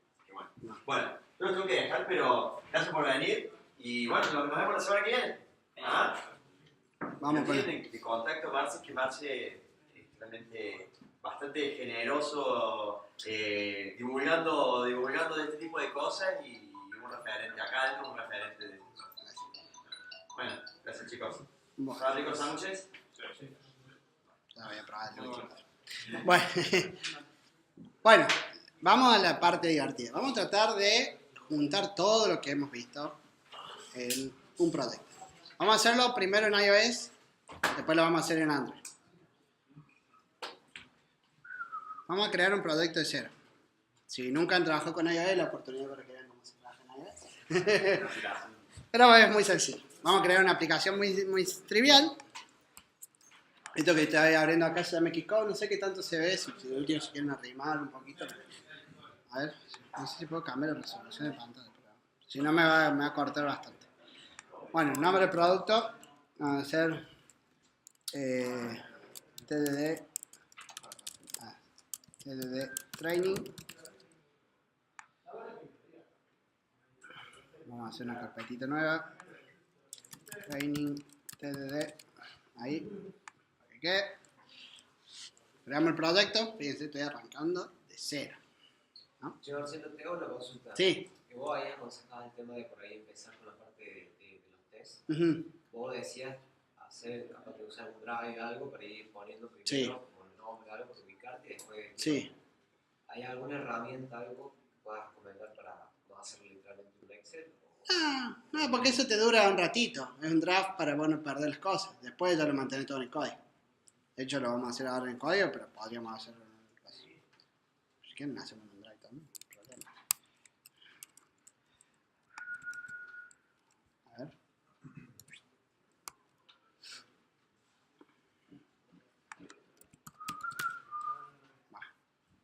¿Quiere escribir? No quiere escribir. Está prohibido el drive, dice. Vamos con el... Acá básicamente lo que hay es un view controller, quizá le suene esto, en donde dibuja lo que esté acá en el main storyboard, ¿no? Acá lo que vamos a hacer va a ser agregar un típico label, acá en medio, y un botoncito.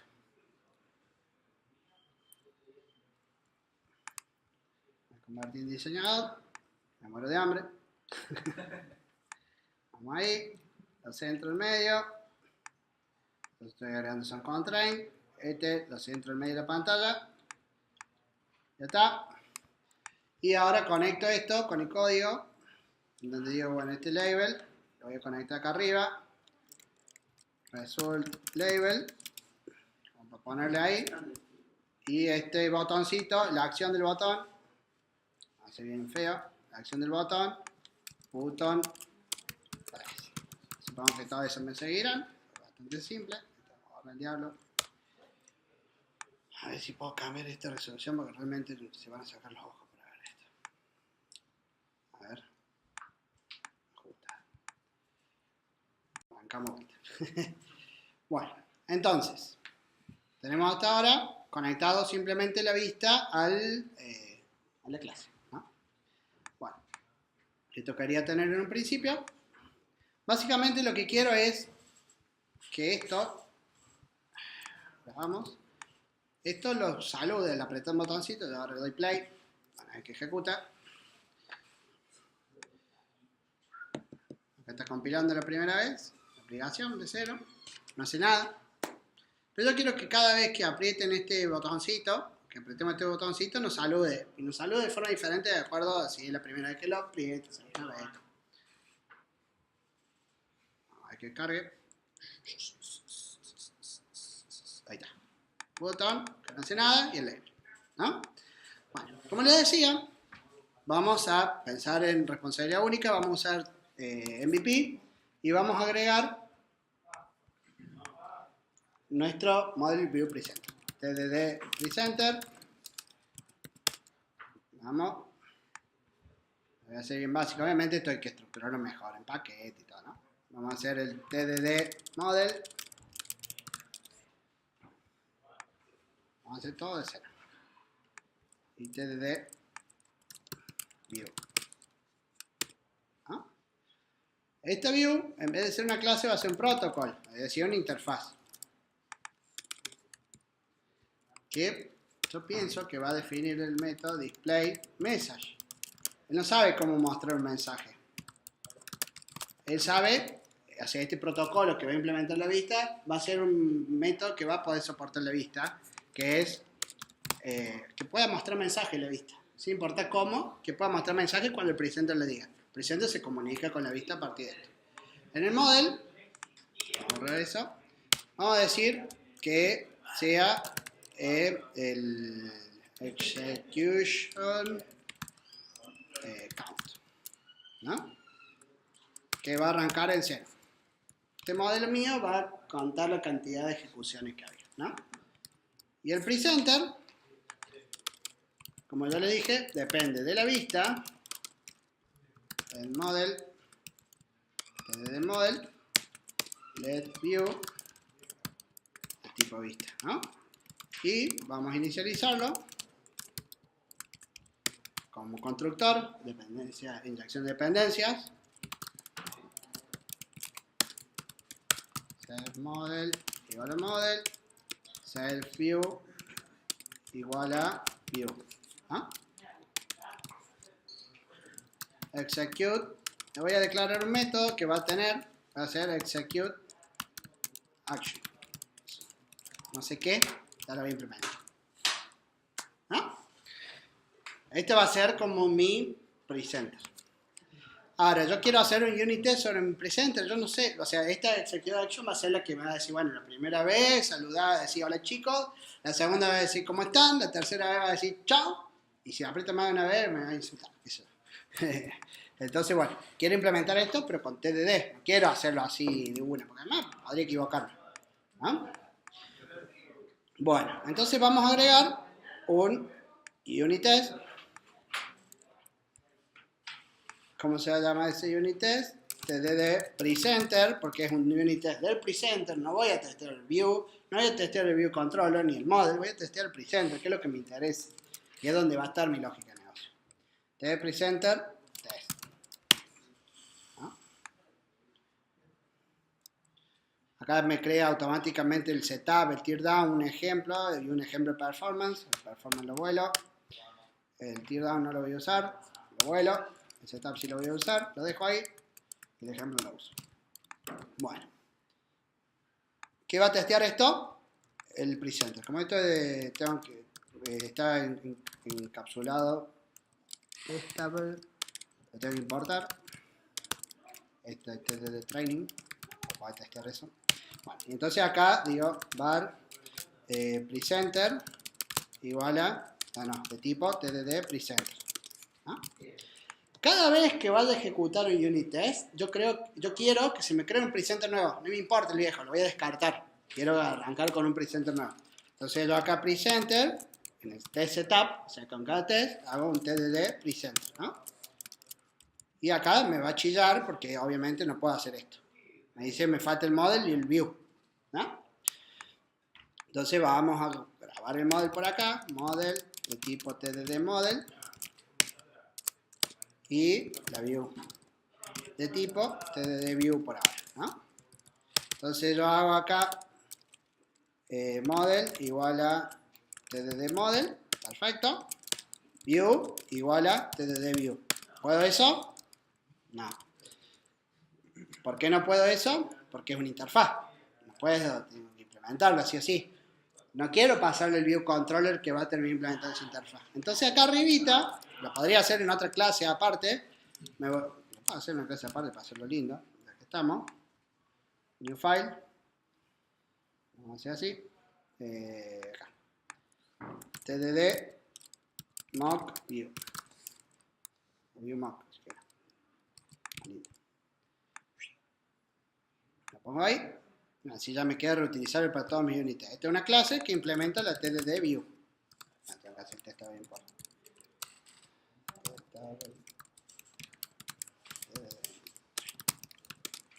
Bien.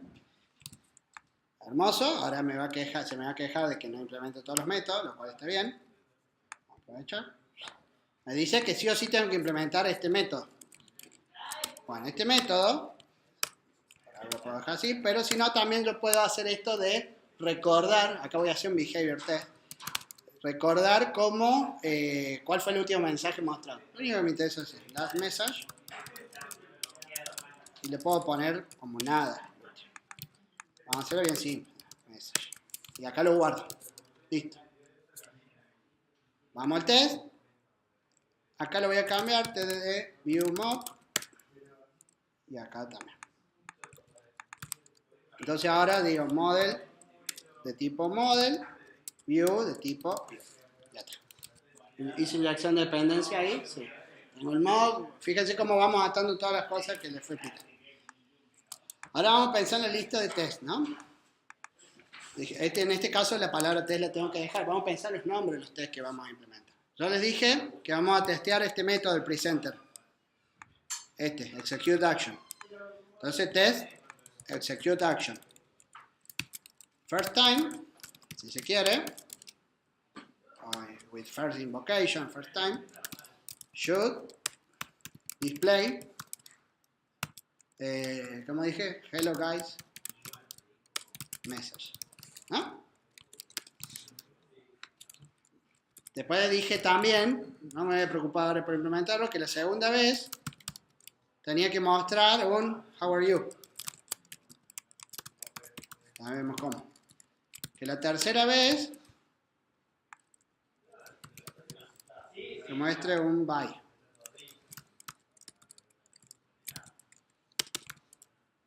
Y que es more than 3 times should display what the fuck. ¿No? Bien. Pensé en todo lo que me habían pedido. Está pensado. Bien. ¿Qué tengo que hacer ahora? Estructura. Setup. Test. Verify. ¿No? No lo voy a hacer todo porque después esto lo voy a terminar copiando y alterando en los otros test. O sea, no es que cada test tengo que implementar de cero. Tampoco. ¿No? Pero está bueno como uno va desgranando las cosas. Setup. Tengo que hacer que sea la primera vez. ¿No? Entonces, model.executionCount igual a 0. ¿Es la primera vez? Sí, le estoy diciendo, estoy preparando la condición que es la primera vez. Bien. Test. ¿Qué método estoy testeando? El execute action. Presenter.execute action. Este es behavior. Recuerden que behavior. ¿Por qué behavior? Porque yo quiero comprobar cómo se cambia la vista. Yo no tengo un resultado de esto directo, sino quiero ver cómo el presenter me alteró la vista, que es otro objeto que dependía nada más.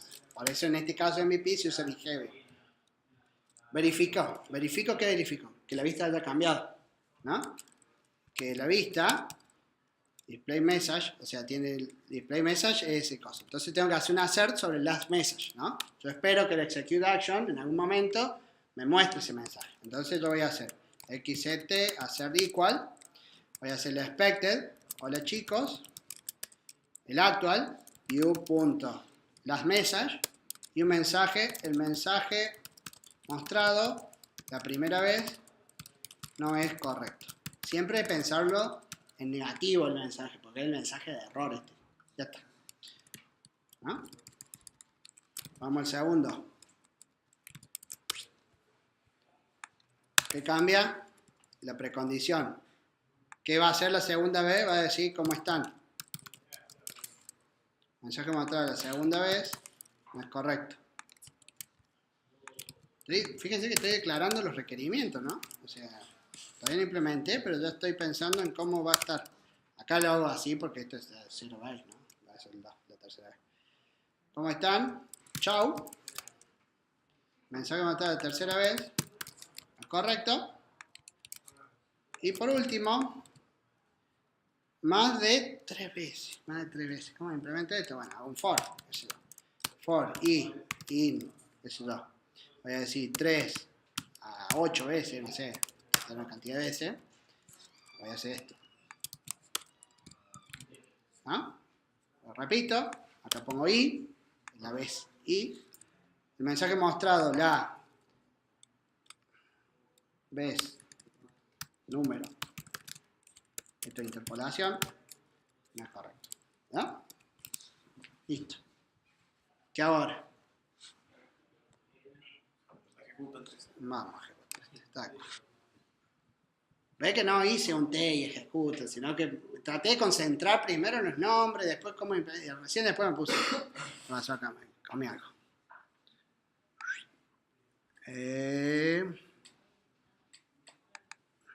Espérate. Para que no sé si este. Acá. Ah, la pifié. Ah, la metí en los UI test, qué payaso. Uy, no sé acá. Bueno, vamos a ver. No sé si cambiará, pero bueno. Están los te agregan los UI test también. Ahí está. Vamos a ver ahí. Este lo vamos a borrar ya. Este lo trae por defecto. XC test case. Y esto es lo mismo, ¿no? Sí, perfecto. XC test, listo. Este lo borro. Trajo de ejemplo. Damos vuelta. A ver si ahora le gusta. Acá. Está. 8. A ver. Ahí va. ¿Qué son los signos de exclamación en Swift? Eso porque en Swift el hecho que pueda ser nuleable una variable, o sea que pueda ser null, lo tenés que especificar explícitamente, si no, no te deja hacer. Bueno, acá te fallaron los tests, si se fijan. Y si se fijan acá, vamos acá al reporte, que esto es lo que me interesa mostrarles también esta primera vez que está lo del mensaje. Fíjense que está bueno el mensaje de error. Imagínense que esto está corriendo en entorno de integración continua. Hola chicos, no es igual a... El mensaje mostrado la primera vez no es correcto. Chao no es igual a... Bueno, 3, 4, 5... Ah, para que acá me equivoqué en el test. Que acá no era chao, en este que copié, sino decir... ¿No? Ahí me había equivocado en la especificación. Está corriendo.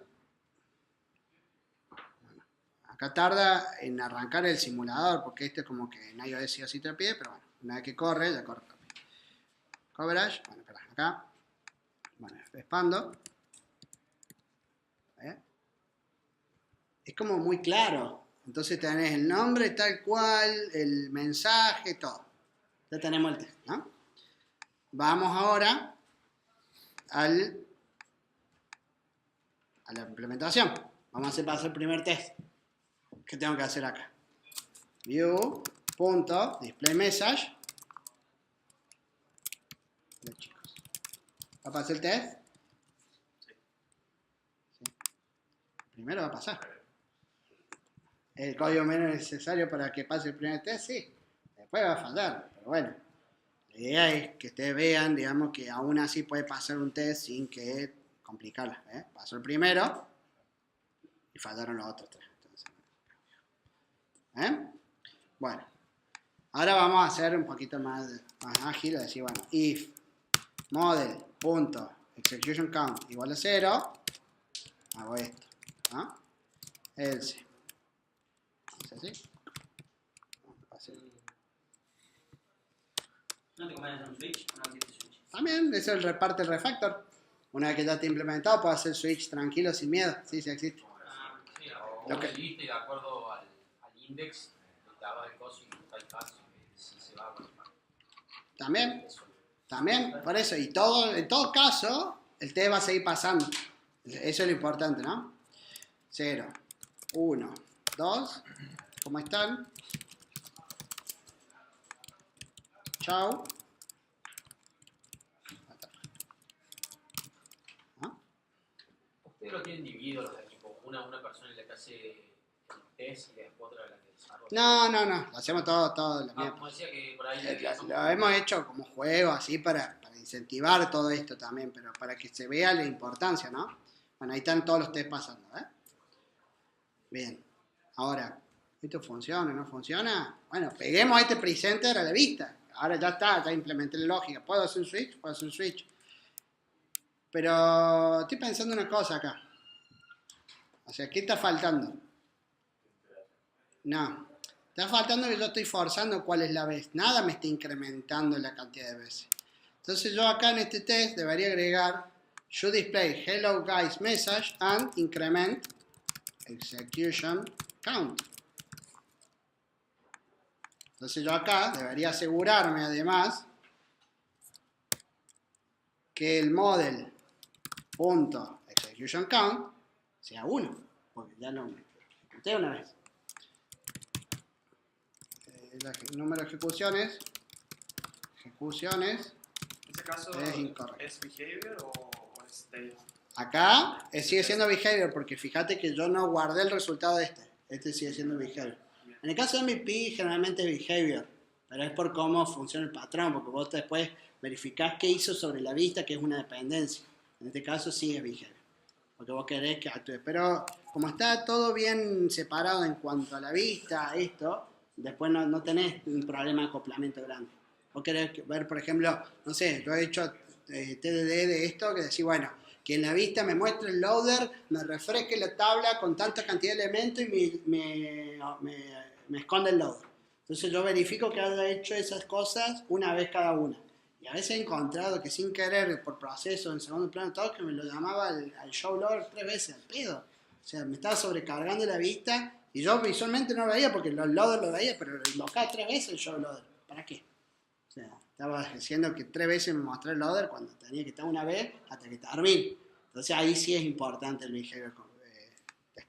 Pero aún así lo aclaro que no hay que abusarse. Generalmente las cosas que te van a tocar hacer que no sean de MVP, no vas a, probablemente necesites ver el resultado. Bueno, acá sí. En el comienzo, cuando comienzas con el TD, es necesario, o sea, poner, por ejemplo, MP state, por ejemplo, si hubiera sido null ese string, no lo tuviste en cuenta ahí. En este caso, no, en este caso no puede ser null. ¿El message? Pero porque ya hiciste la implementación.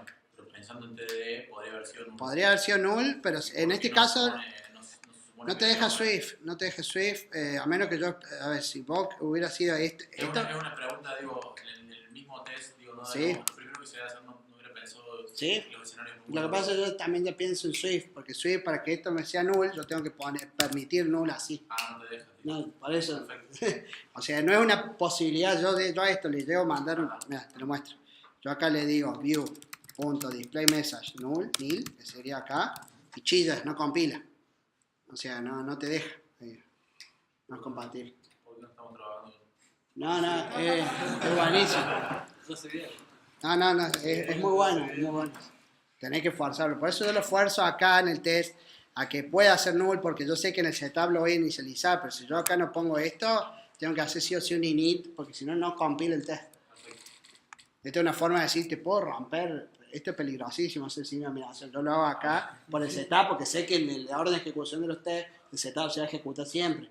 Pero si fuera una clase mía, yo no haría eso. En un par de meses, Marcio va a tener la oportunidad. Bueno, entonces vamos a ejecutar los tests, a ver qué pasó, porque agregué una condición más. En teoría no va a funcionar. Y está bien que no funcione. Vamos acá. Falló. Y acá me tiró el errorcito, no incrementa. Y lo vamos a hacer solamente en 2, no lo vamos a meter en todo. Y acá en este vamos a decir que sea 2. Execution count, 2, ¿no? And solamente en esto 2. Y vamos a, ya les explico por qué en 2. Yo ahora voy a ir y lo voy a implementar a esto y voy a hacer, que sería lo que tengo que hacer, más no se puede, más igual 1. Una pregunta, ahí sí. Aquí en cambio, sí. solo fallaron el test. Y fallaron. Sí, claro, pero ese es el procedimiento. Claro, sería, antes de yo implementar esta línea, implemento los tests. Ahora, fíjate vos si yo hubiera implementado solo en el primer test, en donde esperaba que incremente, y por un typo, en vez de poner más igual 1, ponía 1. ¿Qué hubiera pasado? El primer test iba a pasar, pero en el segundo caso no, porque no estaba probando una variación de la variable, era como si lo hubiera hardcodeado en 1. Que de hecho es lo que estoy haciendo ahora, ¿no? Entonces, por eso por ahí está bueno, por lo menos, no hacer, bueno, 1, 2, 3, bueno, hacer que varíe una vez, el valor no es una locura. Y eso es un typo que capaz que fue sin querer, o sea, quisiste poner más igual, pusiste igual y se te rompió, o lo borraste sin querer. Bueno, ahí quedó implementado, lindo, vamos a ir a la vista. Vamos a la vista. Ahora vamos a conectar todo este MVP que hicimos, que es portable, ya después lo voy a mostrar, lo vamos a llevar a la vista. Entonces lo que voy a hacer es declarar un presenter, vale, presenter de tipo TDD presenter. También lo voy a poner acá por el ciclo de vida que sea nuleable. Presenter igual a TDD presenter. ¿Qué me va a exigir esto? Model, TDD model, lo creo, total sé que se está creando. Y la vista es self, o sea, yo. Y yo voy a implementar la interfaz. Acá hay una forma de implementarlo en iOS, es con extensiones. Extensión de view control para que quede bonito. Que implementa TDD view. Es una forma de implementarlo. Es como que vos se podés separar y segregar qué parte de código está implementando qué cosa. Está bueno eso. Fix. Ahí está. Me lo puso. Y está el método que tengo que implementar, ¿no? Entonces yo lo que voy a hacer acá es resolve-label.text igual a message. Acá conecto esto. Y acá conecto el botón con el presenter. Conecté lo inherente del framework de iOS con mi presenter que está implementado con TD. Vamos a ver si funciona.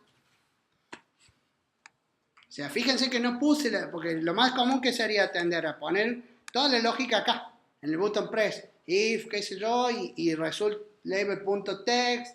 Entonces, como que te queda pegado. Entonces, yo aprieto la primera vez, hola chicos. Segunda vez, ¿cómo están?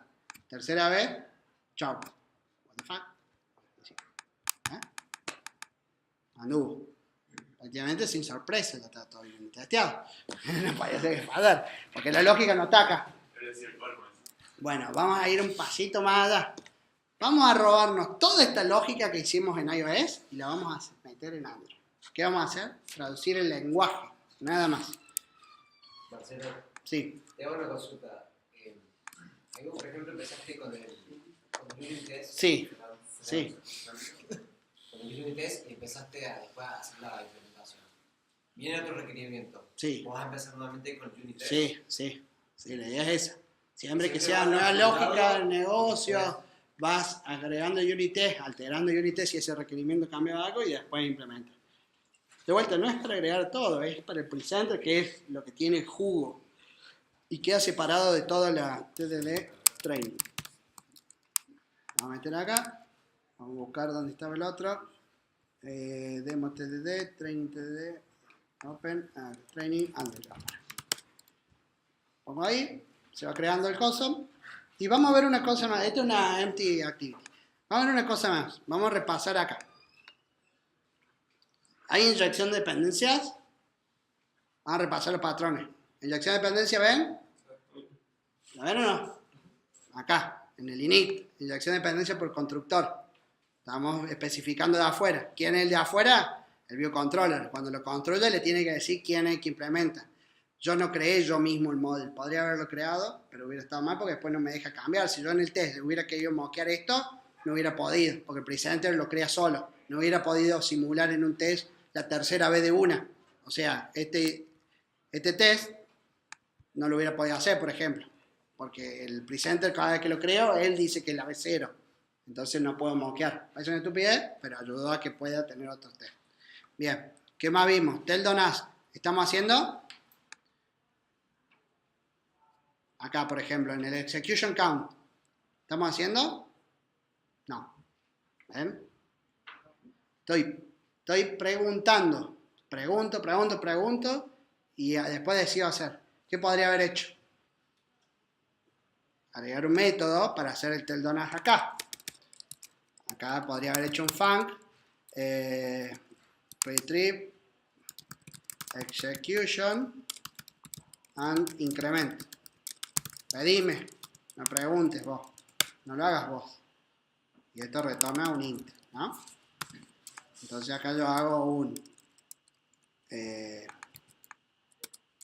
current let current igual al caso execution count más igual 1 return current, ¿no?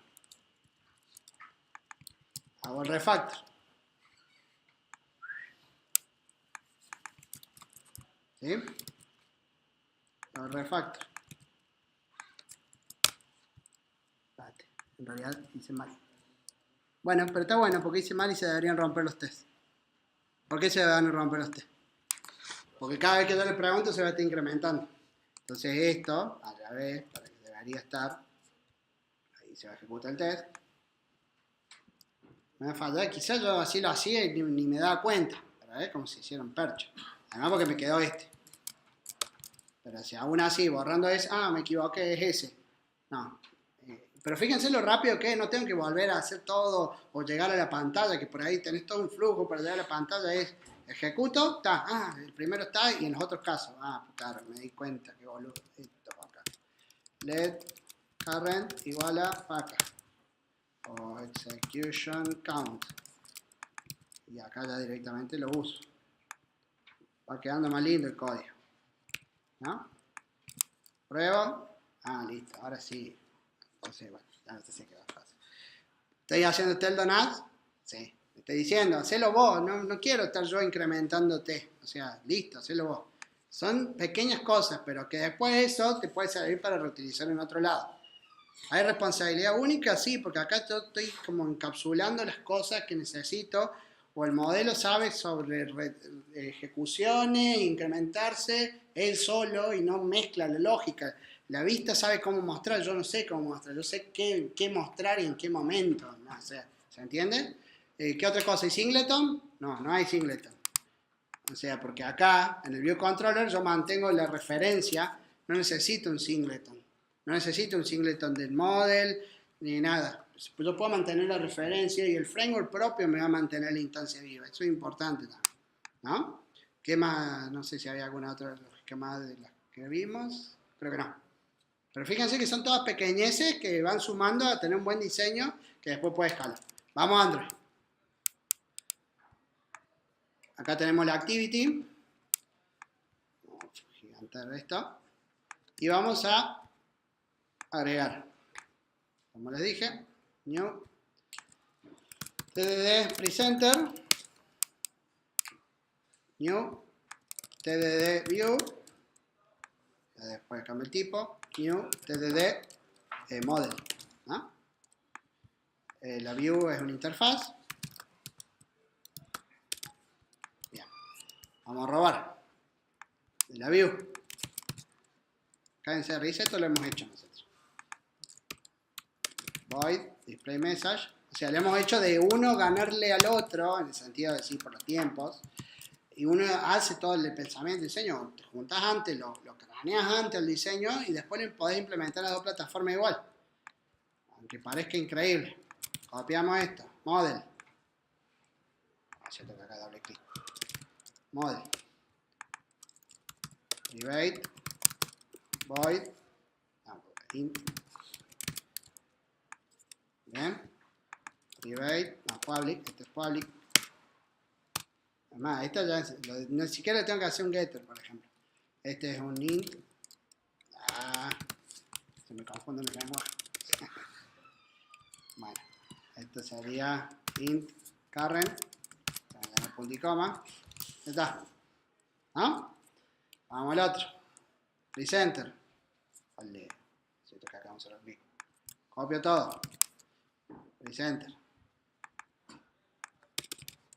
Hacemos TDD, pero tampoco somos fanáticos de hacer todo vuelta. Private. TDD model. TDD view.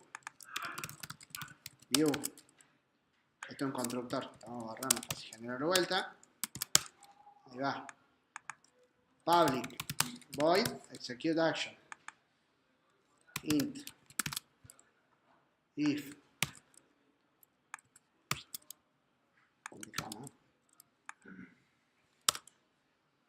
Si vos le pones los paréntesis y los puntos y comas en Swift, ¿te lo rebota o le da lo mismo? No, le da lo mismo. Pero no es común. O sea, es como, viste, convenciones de código. Probamos lo lindo. Es la misma lógica. Teníamos un problema de traer unas cosas específicas de iOS, de un view controller, de un UI level, de UI button. No hay nada acá. Es código limpio. Sí, y ahora hay uno que es Kotlin, que es muy parecido a Swift, entonces también estaba igualándose. Fíjense, no había nada del framework, es lógica de negocio pura. Pude copiar y pegar todo.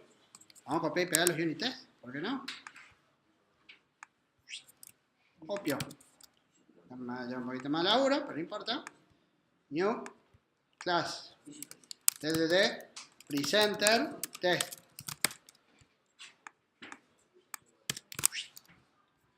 ¿Qué tengo que cambiar acá? Lo mismo.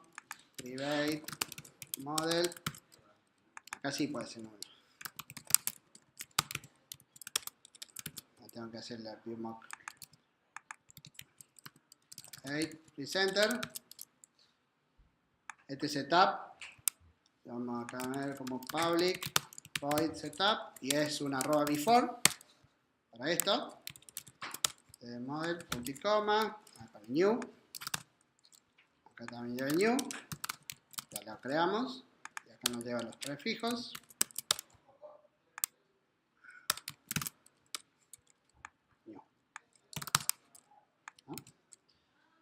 El otro, y acá dijimos que eran public void, y no hace falta el test, y es arroba test. ¿Ah? Copia así, vamos a copiar de la E, que soy vago. Okay. Ahí. Y la arroba también. Me faltó la arroba. Con razón estaba raro. Y ahí. For int i igual a 3, punto y coma, y menor a 9, punto y coma, y más. Acá no le puedo setear porque lo hice privado, lo vamos a hacer el setter público. Setter, listo. Set execution count y punto y coma, y esto es assert punto assert equals, y acá, bueno, me estaría faltando el punto y coma obviamente. Acá la diferencia es que esto va al principio, el error va al principio, esto no se puede hacer acá lamentablemente, ahí más, listo. Que, no, todavía no está hecho eso. Lo vamos a dejar eso. Bien, vamos a copiar esto. Acá. Al set execution lo voy a copiar. Este era el 2. Este es el 1. Y este es el 0.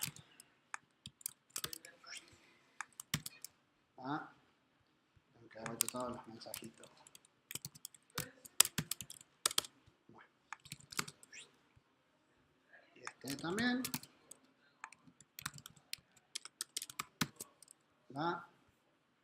Este también.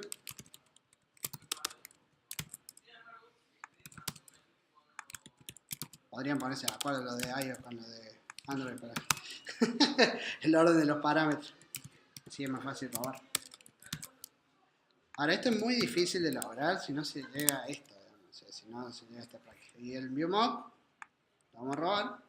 Tampoco. Te faltaron los get para el execution count en el segundo asset. Sí. Sí, tenés razón. Se lo vamos a dejar como público, como si fuera público.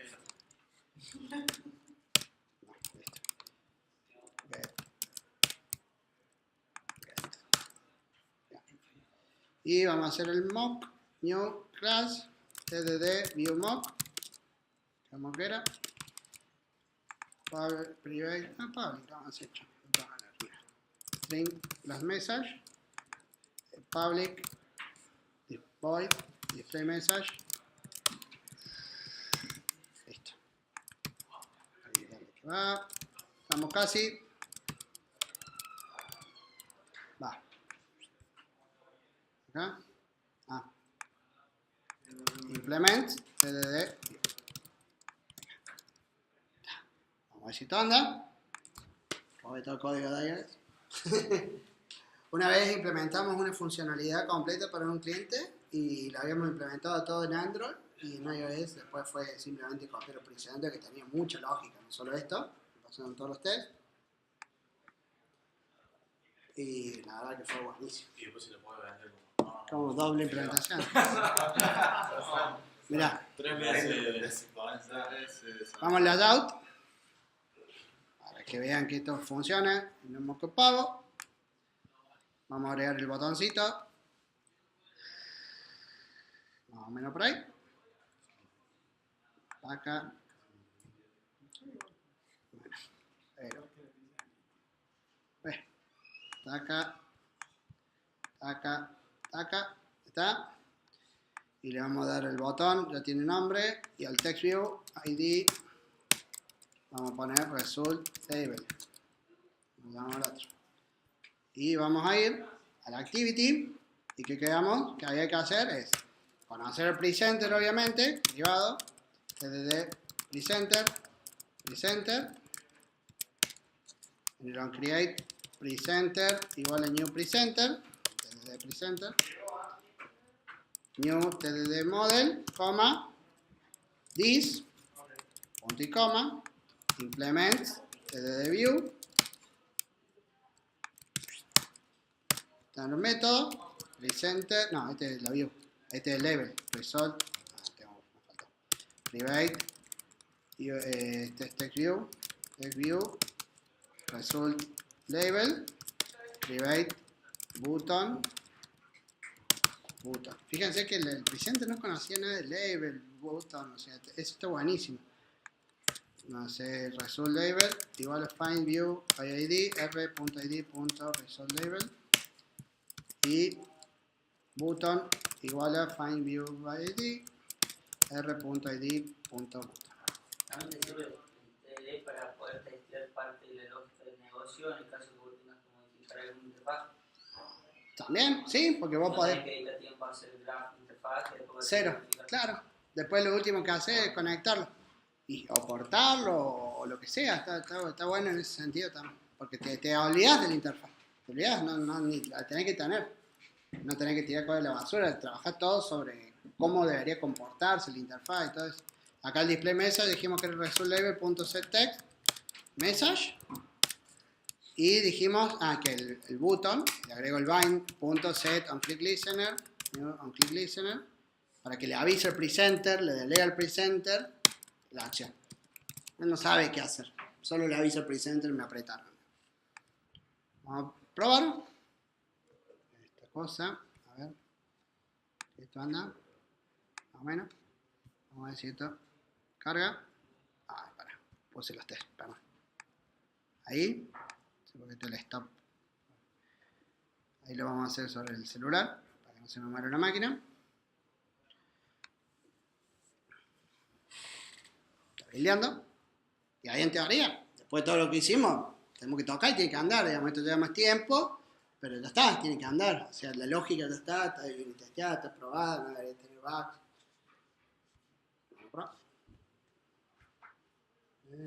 Instalando.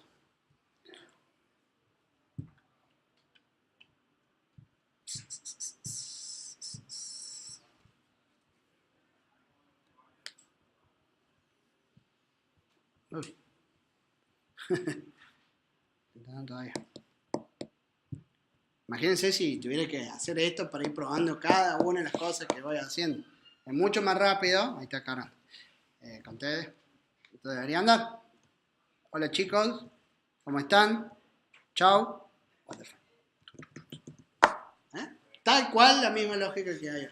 Entonces no se nos escapa nada. No hay una diferencia de entendimiento. Tenemos los mismos unit test. Nos agregan requerimientos, lo agregamos a las dos plataformas, hacemos los mismos cambios en presenter, es aislado de la vista, es mucho más rápido, más seguro, cambiar la implementación en presenter sin miedo de romper nada, tiene muchas ventajas. Así que vamos por acá. Con los resultados que te da, digamos, por paso, ¿no? Tiene un tiempo de milisegundos que tarda. ¿Cómo? Ahí no entendí. Tiene un resultado, por ejemplo, el tiempo que tarda en registrarse en los Tiene un resultado. No entendía. ¿De cuánto tiempo lleva? Sí, generalmente tienen una medición de performance. Por eso, pero se puede usar como procedimiento después. Sí, ni hablar. Generalmente, mira, ¿dónde están ustedes acá? ¿Lo cerré? Lo cerré. Vamos a hacerlo de vuelta. Es más, Jenkins, cuando te ejecuta todos los test, te va tirando también esa información. Ve acá está, 5 milisegundos, 0. Como fue más veces, 20 milisegundos. Pero tardó 26 milisegundos en correr todo. Lo cual es buenísimo, porque si vos multiplicás eso por... Imagínate el día que llegan 1000 tests. Nosotros hemos llegado a 1000 tests tranquilamente con una sola funcionalidad de app nativa. Multiplicarlo por 1000. Claro, son 26 segundos. O sea, son 26 segundos que te quedas mirando así la máquina. Pero porque son rápidos. Imagínate si tardara 100 milisegundos cada uno. Chao. Entonces, ¿por qué funciona así? Porque está todo moqueado. O sea, y es rápido. Bueno, y por último... A ver. Gracias. No sé si hay más preguntas. Bueno, pero se entendió, se ve un poco... Es toda una cuestión, es un cambio de mentalidad por ahí, de pensar, dejar de pensar que no se puede hacer cuando en realidad se puede, de que, che, esto me va a llevar más tiempo. Es cierto que te lleva más tiempo, primero hacer el switch mental, después que te acostumbras es mucho más rápido, te lleva un poquito más de tiempo, pero es una inversión, o sea, quien no invierte después no gana. Entonces después vos tenés 1000 tests que se están ejecutando todo el tiempo muy rápidamente, pasan los meses y ese conocimiento queda, se prueba una y otra vez, cambias código sin miedo a romper, organizar bien tu lógica de negocio separadita en un lugar, la vista en otro lado, entonces cambiar la vista sin miedo a que estás tocando lógica de negocio porque tuviste bien dummy, digamos, y hace solo lo que el presenter le dice, entonces es como que tiene muchas ventajas. Así que bueno, eso se haría en general. Espero que les haya gustado y les sirva y bueno, espero verlo aplicado.